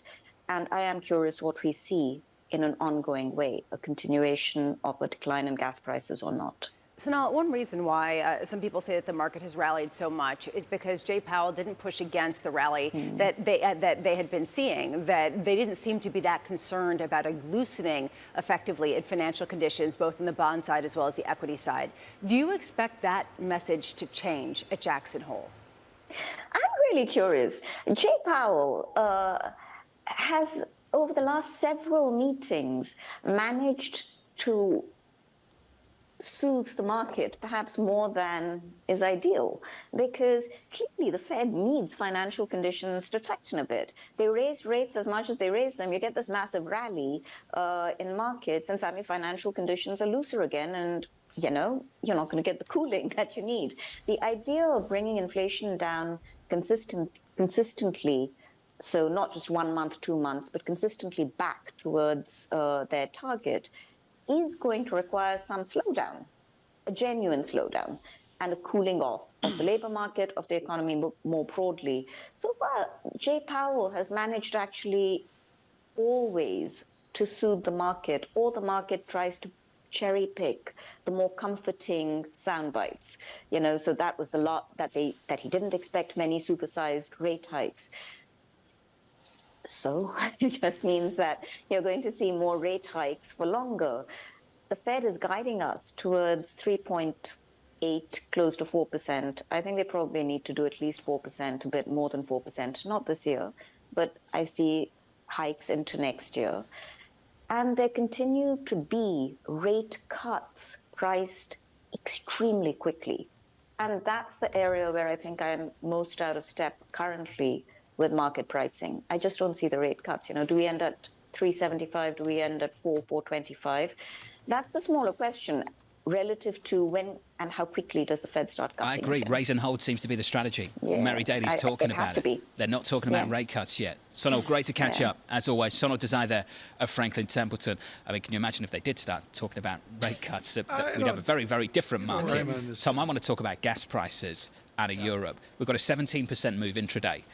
It's important to frame this over the last year. You can see the breakout, the peak in spring, and that's when crude broke out and peaked in spring as well. And we haven't looked back. We rolled over. Gas is still surging. Tom, that chart, is it fair to say it's gone vertical again? Yeah, in the last few days. Language matters here, and I think you can say vertical to it on a standard deviation basis. What's important is this is not a substitutable item. I mean, it's not like we're looking at, the price of Apple or something like that. This is a tangible thing that everyone needs. Industry, and as one of our guests said, maybe Francisco Blanch of Bank of America, that shutting down of that zinc smelter 10 days ago was a real harbinger of what's going to come here. This is what makes it really difficult. So you've got euro dollar down by 0.4% negative. That's a weaker euro. Through parity. Off the back of this difficulty, because Nord Stream 1's going to shut down at the end of the month for 3 days, and we don't know again if it's going to reopen. So at least you get a weaker euro, which means you have to import more inflation. You've got a gas problem. You sell the euro. How do you get out of that negative wheel? That circular story is just brutal. Well, Christine Lagarde will not be at Jackson Hole, so she will not be answering any of those questions. But I hear that Isabel Schnabel will be. And how do you get a sense of where the emphasis is at a time of growing weakness and ECB futility in the face of a lot of it? I wonder if we can catch up with her, because I have to say, out of everyone on the ECB, she is one of the best communicators. Agreed. At the European Central Bank, and I'd love to hear from her later this week. Futures down 1% from New York City. This is Bloomberg. Keeping you up to date with news from around the world with the first word, I'm Ritika Gupta. President Biden has spoken with European leaders looking to revive a nuclear deal with Iran. The U.S. is considering a response to Tehran's position on the latest proposal. Over the weekend, Axios reported the U.S. wants to calm fears in Israel about a possible deal. The U.S. has said it agrees with Israel that Iran can never acquire a nuclear weapon. The US and South Korea have begun their biggest joint military exercise in about 5 years. That's taking a break on large-scale drills failed to lead North Korea's Kim Jong-un to make concessions in disarmament talks. The exercise will involve thousands of troops and will stimulate a response to an invasion from North Korea. A $10 million ad campaign rolling out this week highlights the climate provision in the Inflation Reduction Act passed by Congress. The measure carries historic funding to cut carbon emissions and transition to clean energy. The ad campaign is paid for by the League of Conservation Voters and other advocacy groups. They want to make sure Democrats get credit for the measure going into November's elections. And since the start of the war in Ukraine, China has increased its purchases of energy from Russia. According to the latest customs figures, spending on oil, coal and gas has risen from $20 billion a year ago to $35 billion. That increase comes as other countries shun Russian goods as punishment for the invasion. Global news 24 hours a day on air and on Bloomberg Quick Take, powered by more than 2,700 journalists and analysts in more than 120 countries. I'm Ritika Gupta. This is Bloomberg.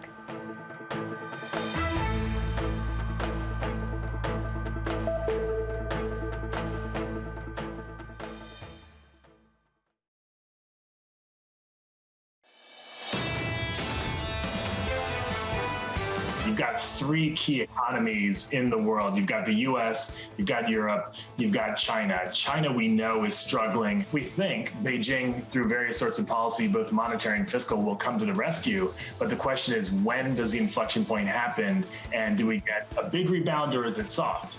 Really important questions from Seth Carpenter there, the global chief economist at Morgan Stanley from New York City this morning. Good morning. Tom Keene. Back with us, Lisa Abramowicz. I'm Jonathan Ferro. Futures down by more than 1% on the S&P. On the NASDAQ 100, down by 1.5%. Equity softer. Euro weaker. Euro dollar ducking and diving in and around parity. 100.02 and negative a third of 1%. Not much price action outside of that in the bond market. Unchanged on 10s, but moving higher on 2s. Maybe contributing to the move lower in risk assets. And then in the commodity market, it's not about crude. It's about natural gas out of Europe. A move of 18% on my screen right now for European benchmark gas prices, Tom. That's a tricky moment for the European economy. And worth noting here as well, across all of Europe, the ultimate safe haven, Euro Swissy 0.95831 really gets my attention. That has moved strong Swiss in the last 20 minutes.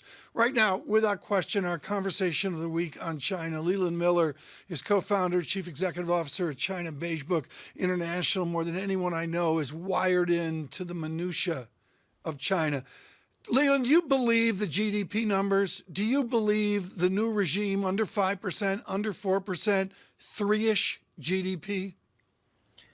I don't even think we're going to hit 3%, but it is notable that the data have gotten, the official data have gotten more honest, which is why people are coming around to the idea that, wow, this really is a very weak economy.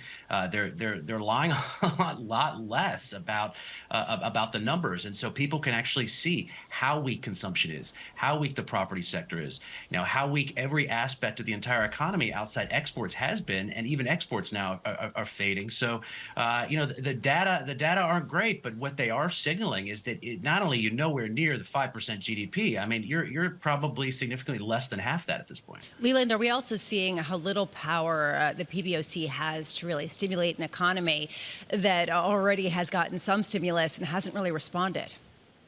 Absolutely. And, the story actually goes back about, 6 to 12 months on this, because when we were at the end of 2021, beginning of 2022, we actually saw loan demand increase from firms across the country. We saw 4 straight months where loan demand was increasing. And I think firms were starting to get back into it, maybe because it was a party Congress year, maybe because they saw some of the uncertainty going away.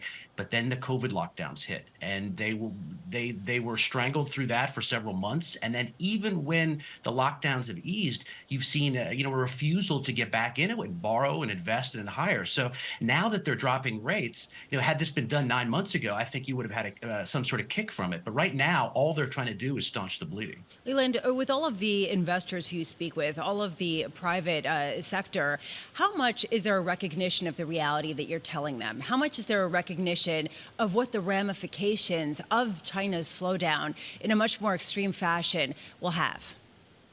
we have been screaming into the wind on this. I think people are starting to get this now because the government itself is admitting that the economy is in an extraordinarily weak position. But, 2 months ago, 4 months ago, 6 months ago, we'd sit on panels and people on our left would say, there's big stimulus coming. People on our right, the big recovery is coming. Party Congress here, all the old platitudes about how the economy would get better simply because of the politics of the country dictated it. That's not the world we live in right now. It's not the Chinese economy that we're tracking. So, I think only when the government started to admit that, look, July got worse than June, lockdowns are easing, the economy's getting worse, all of a sudden a lot of light bulbs going off around the world right now. Leland, I want to talk about an idea that I learned from the engineer from Lyon, Jean-Claude Trichet. He would talk about how you diffuse policy and economics through a system. You diffuse productivity. You diffuse a fiscal impulse. How does Beijing, given their artificial structure, diffuse a large fiscal plan? How do they actually do that? Well, I think they're going to have a very hard time doing any type of stimulus, fiscal or otherwise, until COVID's gone, until COVID zero is gone. And there doesn't seem to be any sign of that happening. Right now, lockdowns are easing. So markets thought, oh, well, we're going to see a big bounce back. But what firms are telling us on the ground is they don't want to borrow, they don't want to invest. Now they don't want to hire, which is something new, because they don't see this COVID zero nightmare ending anytime soon. Unless you convince businesses that things are going to get better, you convince consumers that they should be spending. Unless you can convince people in China writ large that there's improvement coming and not more lockdowns, you're going to have a very hard time stimulating the economy, no matter what your vehicle for that is. Meanwhile, I've been focusing all morning, Leland, on the drought and the heat wave that's been taking place across the world, and it's having very real ramifications, not just on food supply, but in China on industrial output. You're seeing this in Sichuan in particular, with them halting production in certain areas because they want to try to save energy at a time when a lot of people are requiring air conditioning. How much is this a smokescreen to cover just a lack of demand and a lack of workers? How much is this something that's very real that will further disrupt manufacturing? No, I think it's very real, it should be concerning people a great deal, because what has held up the Chinese economy for the last 2 to 3 years? It's been big-time production, it's been manufacturing, it's been exports, while everything else has been weak. Property, and retail, and services have just been a mess. So what has held the Chinese economy up? It's been this production. Now you're getting hit production on one side from the heat waves that are shutting down hydropower production and causing all kinds of problems from that. And on the other hand, you've got a global slowdown. So the demand is faltering around the globe. This is very concerning. China has got a lot of problems to worry about right now, not just the normal 1, 2, or 3. Leland Miller of the China Beige Book International. Leland, awesome. Good to catch up, sir, as always.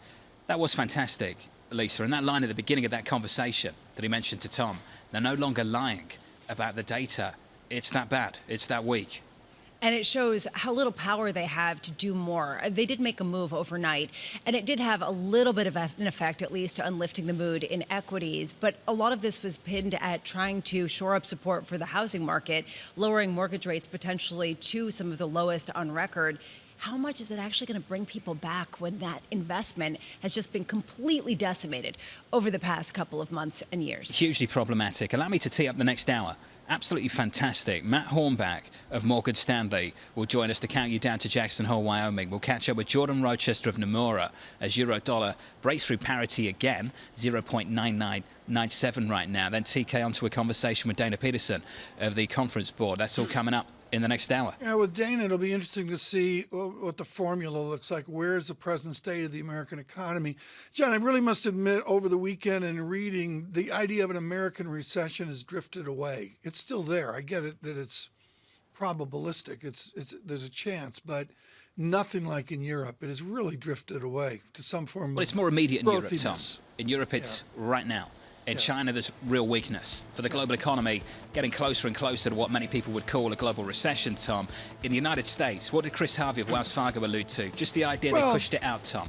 Maybe not avoidable, but delayed and pushed out to early 23. And Liz Ann Saunders making it clear out on Twitter, the strongest dollar since 1997. Wow. Euro dollar parity once again. Euro dollar negative 0.4%. Your equity market negative 1.15%.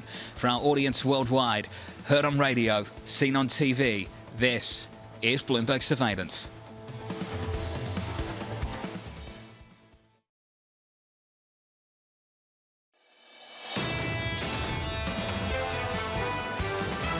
I'm uncertain how long this bounce goes on for, but I still think we have a period of significant volatility ahead of us. The market is doubting in either direction, in line with their own bias, what the Fed's going to do. I don't think the market's really priced in how bad it can be in Europe. We do have to realize that where we are in the cycle, things are going to deteriorate from here. I think it's too soon yet, though, to call it a recession. This is Bloomberg Surveillance with Tom Keene, Jonathan Ferro, and Lisa Abramowicz. Good morning, everyone. Jonathan Ferro, Lisa Abramowicz, and Tom Keene. It is not August. I mean, it's August. It's boring. It's lazy. Forget about that. An important Monday morning, and it's simple. Europe in retreat, led by natural gas spiking higher. Winter's arrived already in Europe, Tom. It's problematic. We're going to see Nord Stream 1 shut down for maintenance again at the end of the month for 3 days, apparently, or maybe even longer, and that's the fear. Gas prices surging, euro weaker, Tom. It's not news, is it? Europe's got problems. We're trying to get to Jackson Hole. We'll do that this week, flying out on separate planes as we are wont to do. But within that is, where is Europe the end of August? John, how does Europe get to Ambrosetti September 2, 3, and 4 on Lake Como? I mean, that seems distant away. Sounds to me like you want to make a trip to Lake Como, but we'll talk about that in just a moment, Tom. Weakness in Europe, weakness in China, and Chairman Powell's got a speech this Friday. Does he try and navigate the global economy? And if he does, I don't think he does. If he does, it's going to sound very, very dovish right now, because the global economy is not a great place. If he focuses on things here in the United States, we've got to talk about financial conditions, because financial conditions, until recently, Tom, have been getting a whole lot easier. Yeah. And I think we're all asking the same question. Will Chairman Powell be pushing back? The Bloomberg Financial Conditions Index, a little bit off the mark today. We'll talk about that in a bit. Lisa, you mentioned it earlier. Governor Bailey will attend Jackson Hole. Maybe Chairman Powell won't be international, but Bailey must address his beleaguered United Kingdom. How much is there some sort of cohesive thread in how persistent this inflation is going to be, how intransigent it really has become?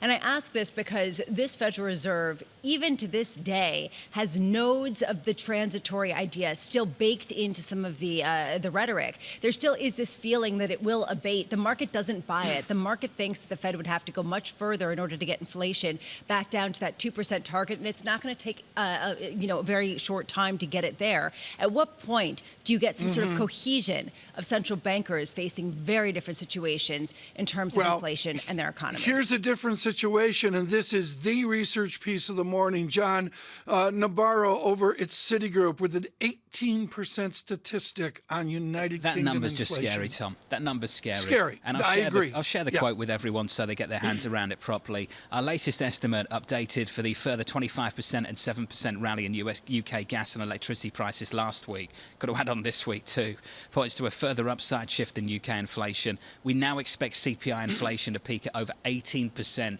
in January. The big difference, Tom, I think, between the UK, Europe, and, say, the United States is that we're talking about a peak year-over-year CPI that's behind us in America, potentially behind us, and Europe, it's in front of us, in the UK, in a much bigger way. I'm going to get the data out front, John. Let me go to the Swiss franc, because I know you're going to look at the major markets. It is simple. Euro Swissy. It is a new profound Swiss franc through 0.96, 0.95, 787. That is a massive move for global Wall Street. Stronger Swissy, a weaker euro. That's the story right now, Tom. Euro dollar at parity all over again and breaking through that level a couple of times this morning and trying to cling on once more. We're negative a third of 1%. Yields are unchanged on a 10-year at 297. Crude not doing much in 90.91. In the commodity market, look to natural gas, up and away. In the equity market, futures down by more than 1% on the S&P. On the Nasdaq, Tom, we're down by 1.5. Now joining us, the botanist, Matt Hornbach, joins us, head of global macro strategy at Morgan Stanley. Matt, you lead your note with the 6 rabbits of Wyoming and the rabbit holes that are out there. Which is the rabbit hole that Chairman Powell wants to avoid? Well, thanks for having me on the program again, Tom. It's great to be back. Look, I think the Fed and Powell in particular needs to get across the message that the job is not yet done. Inflation in the U.S., obviously inflation outside of the U.S., as you just talked about, is still high and rising in certain areas. So the job to bring inflation back down to the 2% goal is far from accomplished. And I think that's the main message that Powell needs to get across. The concern in the market had been that this expeditious move to neutral might continue to be expeditious. And I think in the July FOMC press conference, Powell poured a little cold water on that idea. He kind of suggested that they're getting close to the time that they might slow the pace of rate hikes, and that was taken quite well by the markets. But here we have another opportunity on Friday for Powell to reframe the future of monetary policy, and I think that's what people will be very interested in hearing. Matt, with that in mind, how does that shape your view of what's going to happen through the FX channel with the US dollar? Matt, you've got that strong dollar call on, you and the team have, it's worked out. What are you thinking now? John, we think that the dollar has further to go, in part because of what's happening in the U.S., of course. The underlying inflationary dynamics are still strong here, and we think Powell will focus on inflation on Friday. But also what's going on outside of the United States and in Europe in particular, we're seeing increasing downside risks to the European economy. Naturally, what's going on with the natural gas situation is a key contributing factor there. And so we're targeting 97 on Eurodollar. We think that there's more weakness to come for the euro and more strength to come for the dollar.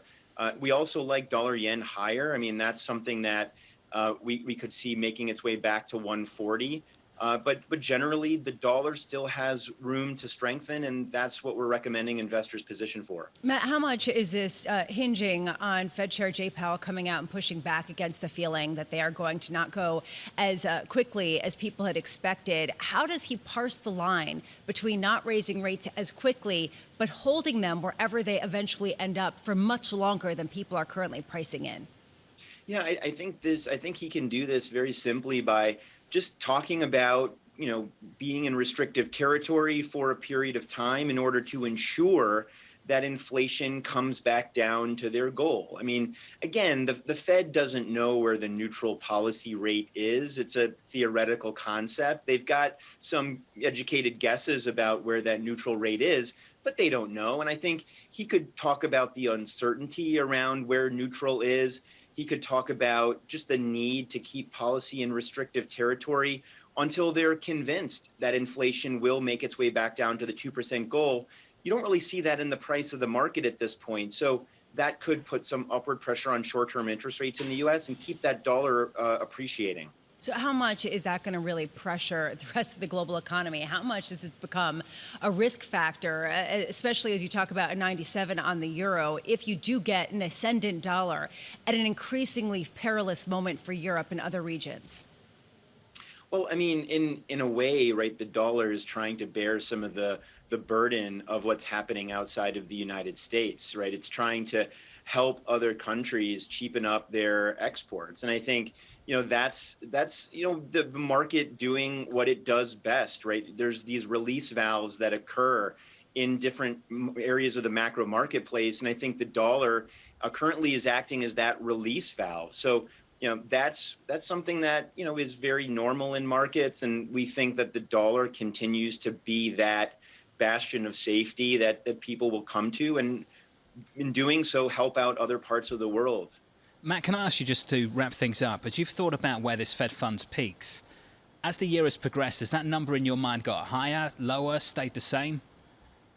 John, I mean, of course, we think that the ultimately Ellen Zentner has this call for Morgan Stanley, and she sees the peak Fed funds rate at 3.5 to 3.75%. So that's the range that she's looking at. The dot plot has it a touch higher, but at the end of the day, we think that the underlying inflationary dynamic in the U.S. is one that raises the risks, certainly, to our official call that the peak rate is higher. And I think the Fed is going to discover data point to data point just what that terminal rate, that peak rate in the cycle is going to be. But for now, they're still going, and that's the main message that Powell needs to get across on Friday. Matt, good to catch up ahead of Powell. on Friday. Matt Hornback there of Morgan Stanley. They look for that stronger dollar. We've got one. They're looking for more of the same. And Tom, when we talk about the balance of risks around where Fed funds peaks, they just gave a little hint there that they think the risks are skewed to the upside. Yeah, everybody's everywhere. I mean, John, where are we going to be by balance of risks at 10 a.m.? Is it Thursday morning? Is that when? 10 a.m. Friday, Tom. First it'll be Friday morning, and if we're still there. And, John, I just think it's just a back and forth. You planning on game leaving all before we hear from him? Are you planning on leaving? No, I was going to take the Gulfstream, and now I can't because we're getting all sensitive. I got to fly commercial. And Okay, what are we getting sensitive about? Price? It was like a Taylor Swift thing. We're flying all over We're bumping the up against place in consumer the price tolerance. Oh, it's No, about climate change. It's about climate change. Okay, good. Someone has a celebrity tracker on Tom's personal plane. Okay, like they track Taylor Swift. You're saying they track Tom like they track Taylor terrible. Swift? John, That's basically where he was heading with this. Should I lose a surveillance nap this afternoon, John, to watch Liverpool? Absolutely. United? 3 p.m. Tom Eastern Time. Are you still sleeping at 3 p.m. Eastern Time? Well, it depends. The weekend was arduous. It was a little too. Yeah, Tom, that's a proper game. That's this a proper guy, game. the guy Salah, who I love because he goes right at the net, Mohamed Salah, he's with Liverpool, right, John? He is, Tom. And he did an interview here where I love it. He says, he didn't mention Tottenham, but he says these are the two greatest teams history-wise. Historically, they have the most league titles, yeah. They actually won where the Tots never win. Well, the Tots Right. might get something done, Tom, in the next couple of years. Can't believe They're I'm like- calling them I'm the waiting. Tots. They're like the Red Sox. Spurs might get something done. Wait, whoa. Antonio Conte, Tom, just transforming the team. He is. John, who is the Bucky F. Dent of the Tots? Oh, Tom, give me like 3 minutes to come up with a name. Sure. I can't On think the of break. the top of my It's a head. sophisticated question. Have we worked out what the F is for Bucky? No, the kid Yeah. from Harvard They're still studying he's it. gone. He's out in the Hamptons, I think. I'll come up with a name for you, Tom. Yeah. Futures down a little more than 1% on the S&P. On the Nasdaq 100, down by 1.6%. From New York City, this is Bloomberg.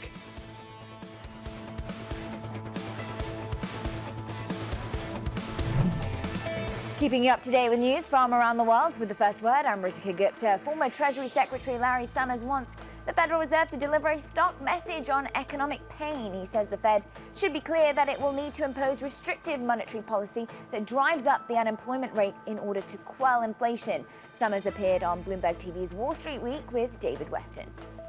Citigroup says that UK inflation is on track to rise above 18% next year for the first time in almost half a century. Citi is basing that on the retail energy price cap, which analysts expect to more than triple by next April. Citi's forecasting that the British government will come up with a $47 billion support package. 2,000 British dock workers at the port of Felixstowe have gone on strike. It is the country's largest port for handling containerized exports and imports. The workers' union has rejected an 8% wage hike as inadequate. And China is ramping up support for its troubled real estate sector. Bloomberg has learned that $29 billion in special loans will be offered to ensure that stalled housing projects are delivered to buyers. That would make it the biggest commitment yet from Beijing to contain a property crisis that has led real estate sales to plummet. And a jump in apartment construction in the U.S. may eventually help provide some relief to renters who faced soaring prices. According to a study by Listing Service Rent Cafe, 420,000 apartments are expected to be completed nationwide. It would be the second year in a row that the industry tops 400,000 units. That mark was last reached back in 1972. Global news 24 hours a day on air and on Bloomberg Quick Take, powered by more than 2,700 journalists and analysts in more than 120 countries. I'm Ritika Gupta. This is Bloomberg.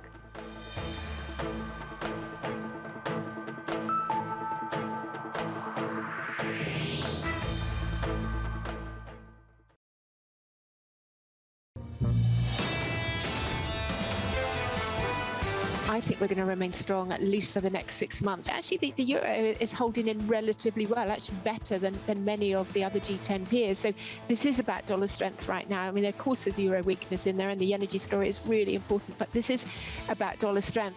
Jane Foley of Rabobank on that dollar strength. We see that dollar strength this morning in a big way.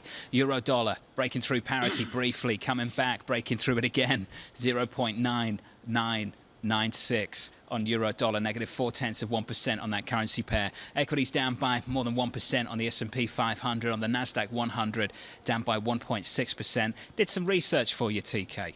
Last time you won the league title, 1961. Last time you won a trophy, I was younger. 2008. Yeah, Last time you had a big it was final, Tom, the Champions League 2019.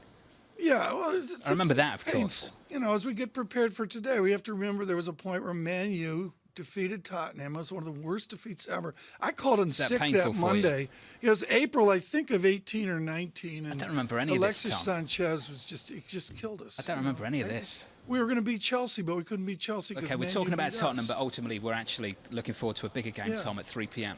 Eastern 3 p.m. time. today. Jordan Rochester will be watching in England. He joins us now with a sharp research note from Nomura International. This is required listening for Global Wall Street. Jordan, I want to know the why right now. The partial differential, is the euro weaker, or is this just dollar flight is witnessed by strong Swiss franc as well? Well, I think what Jane Foley was saying before we came on, it has been really surprising how, euro's through parity, but it has been mostly a dollar story. Euro hasn't underperformed as much as I think it should. I think the FX market is totally mispricing the situation in Europe. I think credit markets are doing a better job at pricing in the risk. We're seeing credit spreads widen. But in European equities, they essentially say it's going to be a mild slowdown towards average growth in Europe, where every single day we're seeing violet hills in terms of the energy price spike. It's getting worse. The situation for European energy markets, if you look at the past 22 days, 22nd of August today, check the date when I say that, 80% higher energy prices this month alone, 80%. And we've been talking about this for months. They were awful before we got to August.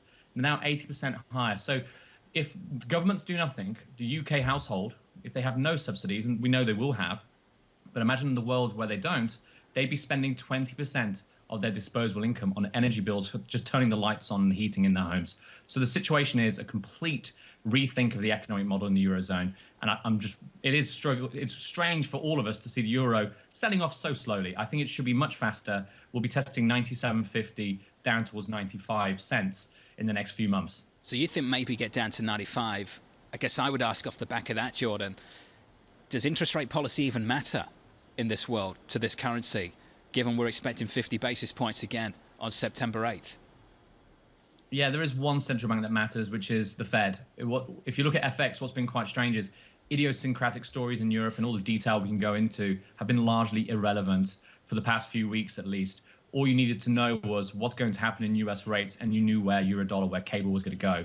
I think in the winter, it'll be so obvious to everyone there is an extreme recession taking place in Europe that those idiosyncratic factors, this energy story, what's going on for the European consumer, will matter. The other factor to take into account is that it's not just about what the ECB does and what the Fed does. You have to take into account the market's inflation premium. So a lot of questions this morning from clients and investors.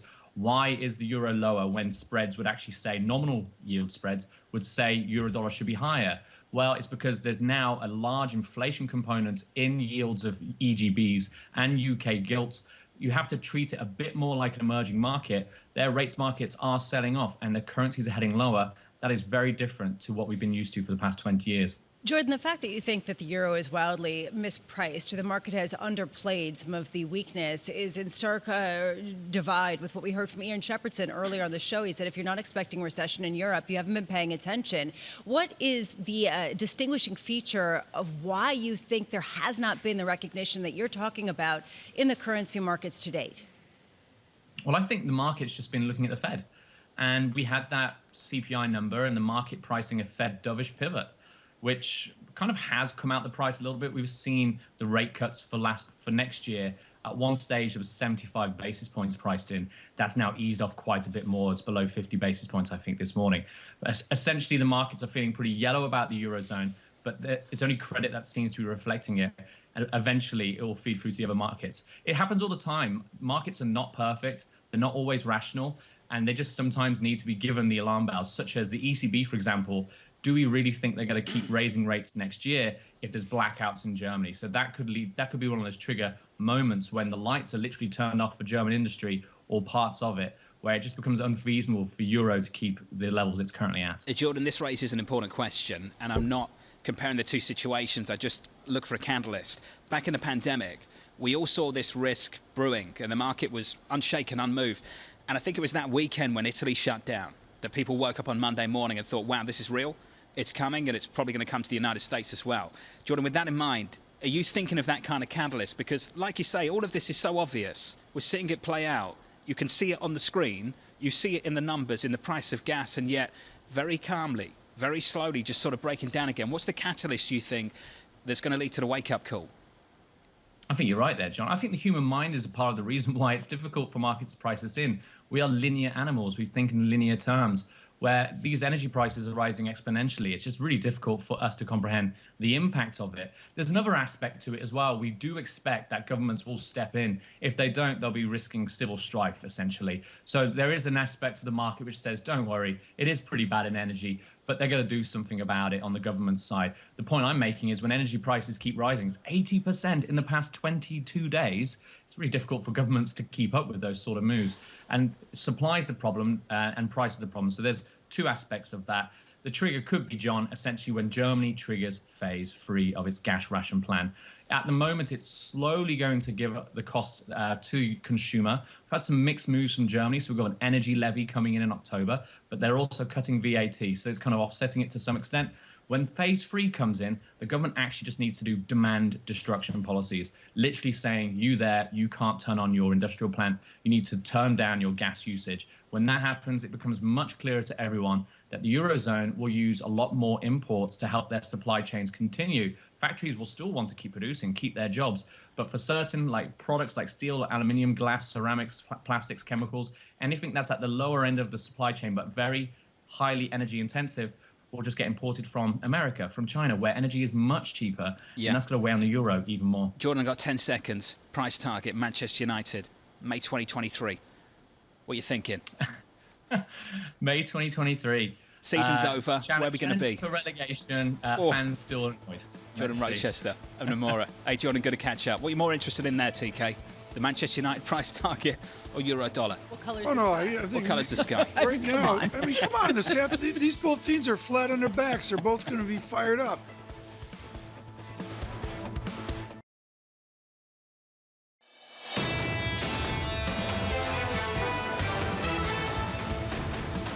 Live from New York City this morning. Good morning with Tom Keene and Lisa Abramowicz. I'm Jonathan Ferro. Futures down hard, off by 1.2% on the S&P. On the Nasdaq, off by 1.54. Weakness Friday, weakness this morning. Yields down about a basis point on a 10-year, 296.29. Euro dollar down 1/3 of 1%. We've had a break of parity a few times this morning. Right now, right at parity, 100.03. And gas prices, the culprit here, up 18% on the day, on the month. The last 30 days, Tom, up almost 80% over the last 30 days, and clean through the peak of earlier this year. Yeah, that's a key thing, right through the peak. I mean, it's got a life of its own, and John, it's a 3-point standard deviation. So it's, you can say it's a jump condition move. Well, I think what Jordan Rochester was getting at, Tom, of Nomura moments ago, who, by the way, is looking for downside to 95 potentially on euro dollar, is that perhaps, Tom, we're not quite sure how to process these monster moves in European gas prices and what it could mean for GDP destruction, demand destruction later this year. We've got to separate here, folks, and I get it that there's big figure discussions in foreign exchange, how to make money, or, if you're hedging, how to not lose money. Jane Foley at Rabobank talks about that a lot. But, John, a huge part of this is just what it indicates about per capita GDP slowdown and the agony that's going to be out there. And it's not just about one country or even one region. When you fold it into what's going on in China, it's grim. The good news out of Germany in the last week or so, Tom, is that they've got their storage capacity, got their storage levels up in a way that they were hoping for just a little bit earlier. But that is a small ray of light, given the darkness surrounding that economy going into year-end, Tom. And Jordan was talking about the next phase of gas-saving efforts out of places like Germany. And, Tom, ultimately, it's demand destruction. And maybe that's the point where we start to wake up to what Europe might be facing later this year. All we can do is look at the markets, and we'll do that in economics, finance, investment, international relations as we can. Right now, with a good brief on what will greet Chairman Powell at Jackson Hole is Dana Peterson, chief economist at the Conference Board. She's extremely good at melding in the sentiment, emotions with the actual math that's out there. Dana, in your research note, you do a partition that I do all the time, which is the GDP equation, and there's a domestic component, and then there are foreign dynamics as well. Is the domestic component, domestic final sales, whatever, is that in recession right now? Well, certainly in the second quarter, it was slightly negative. And so looking at the third quarter, the data that we're getting, certainly out of our leading indicators, which has fallen for 5 consecutive months, is suggesting, yes, maybe that's also negative as well in the third quarter. And certainly we've already called for some time that there's going to be a recession in the U.S. at some point before we reach the end of the year. Our hard forecast is the fourth quarter. Maybe it's happening even right now in the third quarter. Does strong dollar hurt our listeners and viewers? Well, actually, the strong dollar is great for bringing down inflation. It means we can import things much more inexpensively. But it certainly does hurt our exports, which are, if exports are positive, then that's constructive for GDP, simply because our products are just too expensive abroad. The good news is that the U.S. really doesn't export that much compared to other economies. But still in all, a strong dollar is good for bringing down inflation. Dana, we were talking to Sonal Desai earlier, and she expects inflation to come down this year to all of 8%. It's not really that much of a decline. Do you agree that it's not going to really decline all that much in the United States? Well, we do have inflation softening. We figured that the peak happened in the second quarter. Maybe that's true. But certainly when you look at the components, things like food prices, they're being affected by global activity, certainly very bad weather events, and that's something that's outside of the Fed's control. Also, when you're looking at services, a big chunk of that is housing, shelter costs, and even though housing activity is slowed, prices are still very elevated, and that shows up in rents, both actual and imputed, but with a lag. So we could potentially still see some pressure on services going forward from housing. Dana, you mentioned weather, you mentioned food. I have to go there because nobody else will go there with me this morning. I've been talking about this all day, the drought and the lack of some of the farming supplies that people have been talking about. How big of a concern is this in terms of food prices and what we could see in the fall? We're very concerned. And indeed, it's not just a U.S. issue in terms of droughts and lack of water. It's happening in Europe with very elevated heat, and also in China. We're seeing these food crunches happening even despite the war in Ukraine, which has also placed a lot of upward pressure on food prices. And so we're hearing from CEOs that they're going to continue to push through higher costs for food. And so that's probably going to continue to be a pressure that the Fed really doesn't have much control over. Well, Dana, our headline today is out of Citigroup in United Kingdom with hyperbolic energy prices, parabolic energy prices, I should say, and they're looking at 18% inflation. Recalculate the Conference Board's inflation guess for our listeners and viewers. Do we stay at 8% inflation?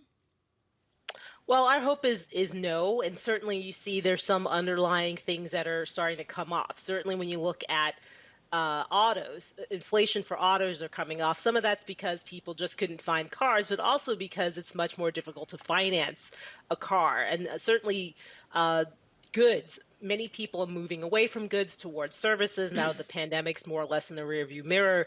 And so that means prices are going to be coming off for goods. We're already seeing a lot of discounting. What's your blended number? Don't make it a mystery here. Chairman Powell's listening. What's your blended number on top line inflation forward? And do we come down and stop at 6% or 4%, whatever? Well, we're probably going to see inflation above 5% by the end of this year. Really? And still that's very very, very high. And we don't have inflation getting back to the 2% target until sometime until 2024. So that's a very extended period of inflation, well above 3%, well above 2%, which is the Fed's target. Dana, how important is the nature of that inflation?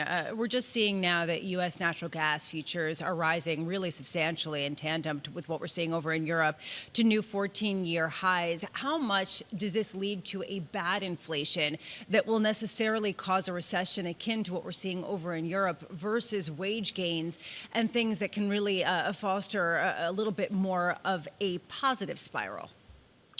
Well, the thing about wage gains is that that just gets passed on into inflation. Why? Because the very same people who are getting those wage gains are also employees of companies that are saying, look, we can't absorb or we won't absorb these higher costs, and so we're going to pass on to the customer. And then you start having a wage price spiral, which is very negative, something the Fed does not want. And certainly when you're looking at energy prices, I mean, that's going to really eat into the budgets. It's already doing so, but certainly into the budgets of your average American. And so all of that bodes very poorly, certainly for the consumer and also for businesses. So on the flip side, Dana, how much are you concerned about the housing market weakening and some of the sentiment drag that it will have on consumers that has not really been felt yet in the United States data? Well, I mean, the housing market weakness is par for the course. The Fed is raising interest rates. We had very limited supplies and very high prices. All of that shakes together into an outlook that's very negative for housing. And we have housing, we've already seen housing activity come off. We think it's going to continue to weigh on the economy, and that's going to contribute to the recession that we're forecasting. Hey, Dana, and this is the Conference Board does this so well. Paul Krugman with a fantastic essay this weekend on the durability of rent inflation. Do you agree with Professor Krugman there's a durability of rent inflation? Well, if he means that there's a lag, a very long lag where prices, valuations rise now, and then you see that showing up still, 6 months now, that's certainly 6 months from now, that's certainly accurate. And we think that there's going to be this persistence in terms of rents pushing up inflation. That's part of the reason why we don't have inflation getting back to the 2% target very quickly. Dana, that's the stickiness we're all thinking about. Dana Peterson there of the Conference Board. Thank you. Depressing. This nat gas move in the US, the gas move over in Europe, the thoughts, Lisa, of a recession in Europe being almost unavoidable.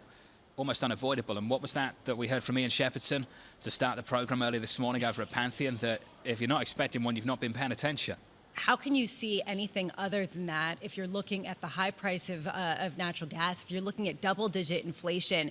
In Germany, that was the prediction from the German central banker to the ECB, 18% potentially inflation rate over in the United Kingdom as per city.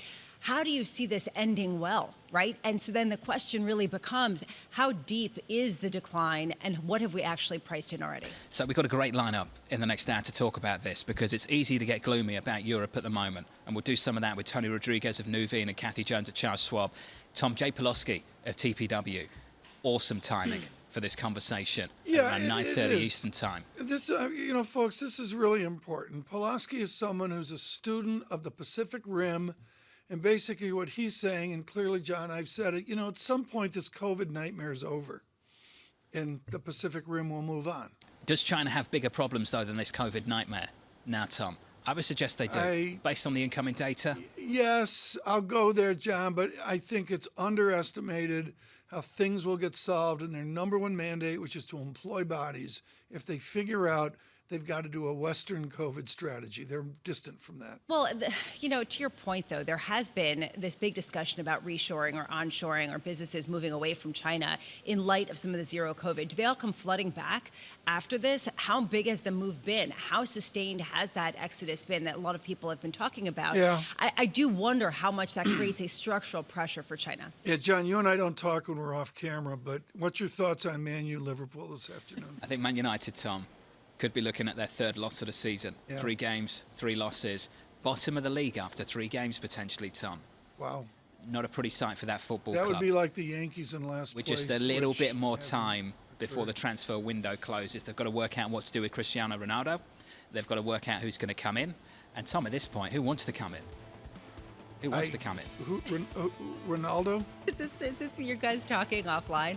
Basically, don't talk after the show. The thing that I have about this, Lisa, we never talk after the show. Is that people actually write in and think we don't get along. We talk. When they see us on the street walking to breakfast together, they can't believe it. They can't believe it. And I'm always polite Cars to everyone. drive into I always light say posts. I'm always polite. I always tell people this. Okay, They come up to me, what does Tom Thank say? you so much for listening. What does Tom Thank you say? so much. And do you know what Tom turns around and says? Get a life. He tells people to get a life. Get a life. We were at the St. Regis. That's how you treat our audience, Tom. John and I were at the St. Regis on Redo's Amex, and the coffee. The guy almost spilled the coffee when he saw us together. From New York. On the linen. This is Bloomberg. Keeping you up to date with news from around the world with the first word, I'm Ritika Gupta. President Biden has spoken with European leaders looking to revive a nuclear deal with Iran. The U.S. is considering a response to Tehran's position on the latest proposal. Over the weekend, Axios reported the U.S. wants to calm fears in Israel about a possible deal. The U.S. has said it agrees with Israel that Iran can never acquire a nuclear weapon. Since the start of the war in Ukraine, China has increased its purchases of energy from Russia. According to the latest customs figures, spending on oil, coal and gas has risen from $20 billion a year ago to $35 billion. That increase comes as other countries shun Russian goods as punishment for the invasion. The US and South Korea have begun their biggest joint military exercise in about 5 years. That's after taking a break on large-scale drills, failed to lead North Korea's Kim Jong-un to make concessions in disarmament talks. The exercise will involve thousands of troops and will simulate a response to an invasion from North Korea. Adidas says that CEO Kasper Rorsted will step down next year, and the search for his replacement is underway. According to the German sports shoe company, Rorsted and the board had mutually agreed he would leave. He'll stay in place until the new CEO is found. Rorsted came to Adidas in 2016. Several weeks ago, the company issued a profit warning. Global news 24 hours a day on air and on Bloomberg Quick Take. I'm Ritika Gupta. This is Bloomberg.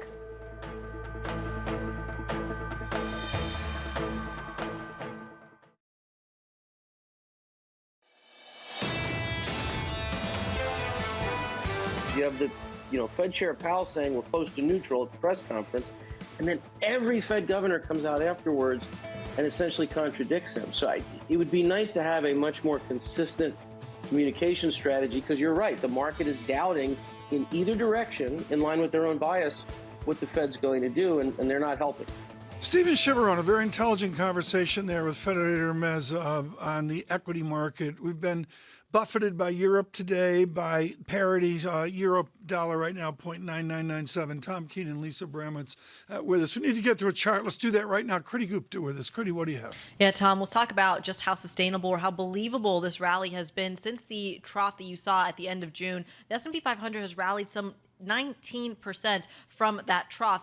Let's talk about how it's being viewed, though, from professional investors. In fact, they've never been so short as they are right now, since going all the way back to 2016, which brings me to my chart of the day. We're looking at S&P 500 net long positioning, or I should say net short positioning, their net position, basically, between asset managers and leverage funds. And that in short position, like I said, it has never been so short going back to 2016. The question right now is how much of that 19% rally that you really saw is rallying simply on low volume, Tom? Interesting. Liz Ann Saunders of Charles Schwab was something along that line today as well. Right now joining us, and we harken back to 1981, she's got Greta Garbo's standoff size. She's got Betty Davis eyes. Gina Martin Adams joins us, going back to Kim Carnes and Betty Davis eyes of another time and place. Great song, Why Is Now, like 81, 82. Yeah, it's a little bit fascinating because there's really very few instances in which you have a double dip in U.S. history. But clearly we've been in a technical recession for the last 2 quarters. GDP has declined for 2 consecutive quarters. Yet economists are anticipating the official recession to come sometime around the middle to late 2023. The only time I can find in history in which we had a similar sequence of economic behavior would be the early 80s. Of course, economic conditions then were significantly different. Inflation was surging. The Fed was hiking the policy rate to levels that most of us can't even conceptualize at this point in time.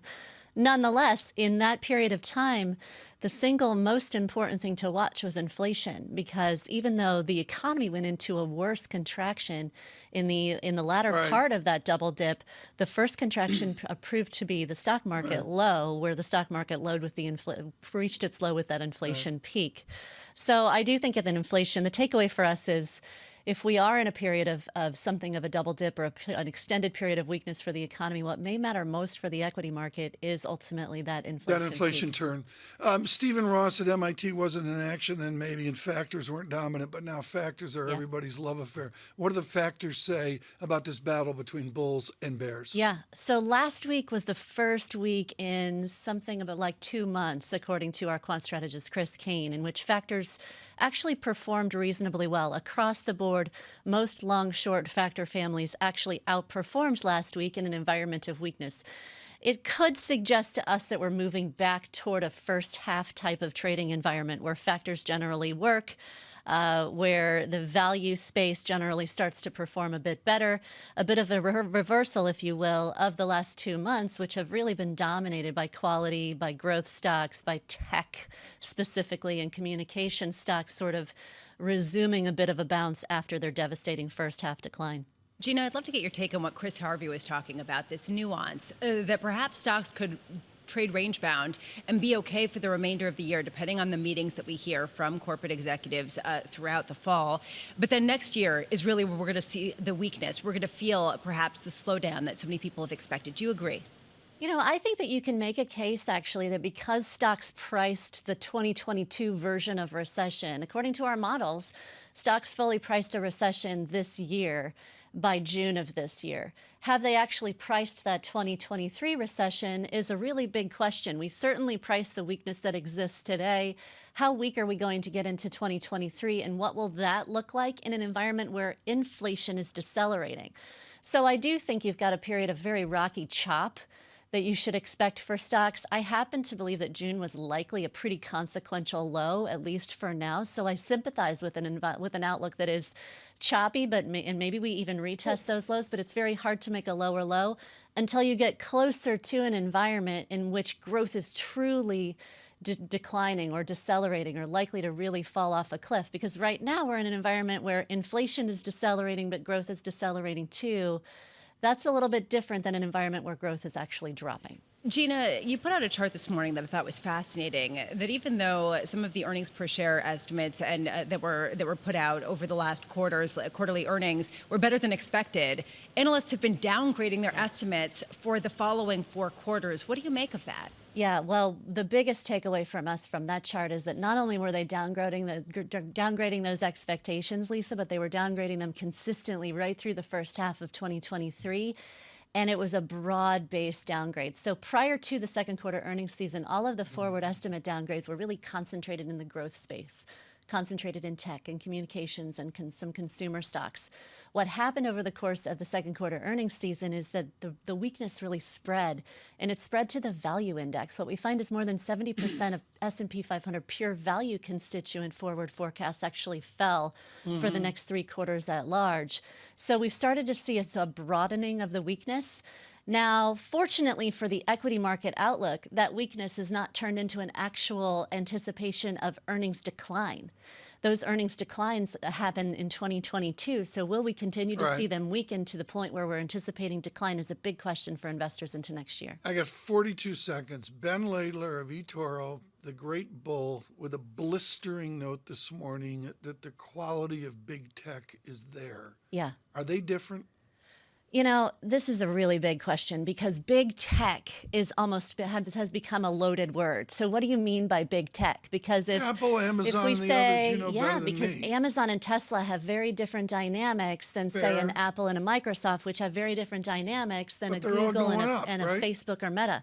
Facebook's not a big tech. Facebook is. Yeah, maybe we've given up on Facebook, right? Maybe Meta's no longer part of that convo. This weekend, but, but I think that's the important clarification that I'd like to make is we are seeing a downdraft in correlations among what was formerly big tech, and we're starting to see some distinguishing winners versus losers in big tech, where Apple and Microsoft pulling away from the pack. Some of the others really experiencing a very different outlook. Come back in 2 days and tell us about nat gas. I'll tell you, Lisa, it is absolutely something to see here. And it's really country by country warfare on this spike, isn't it? Well, right now we're seeing natural gas futures in Europe surge almost 20%. And this is on the fear of the disruption to the pipeline from Russia being extended, that shutdown that is expected, another maintenance of Nord Stream 1 that could be a protracted closure. How much do we see this continuing? How much of a premium do we get baked into natural gas because there is an expectation for disruption, just an ongoing rolling disruption from Russia? Yeah, it's well-behaved, folks. I'm going to go to the mother of all litmus paper here, which is Euro Swissy, and it's strong Swiss franc, a move from 1.04, plunging down to 1.02, and now down under 0.96, 0.9588 on Euro Swissy. Strong Swiss franc is a thermometer of a beleaguered Europe. Please stay with us. An eventful week, Wednesday to Jackson Hole.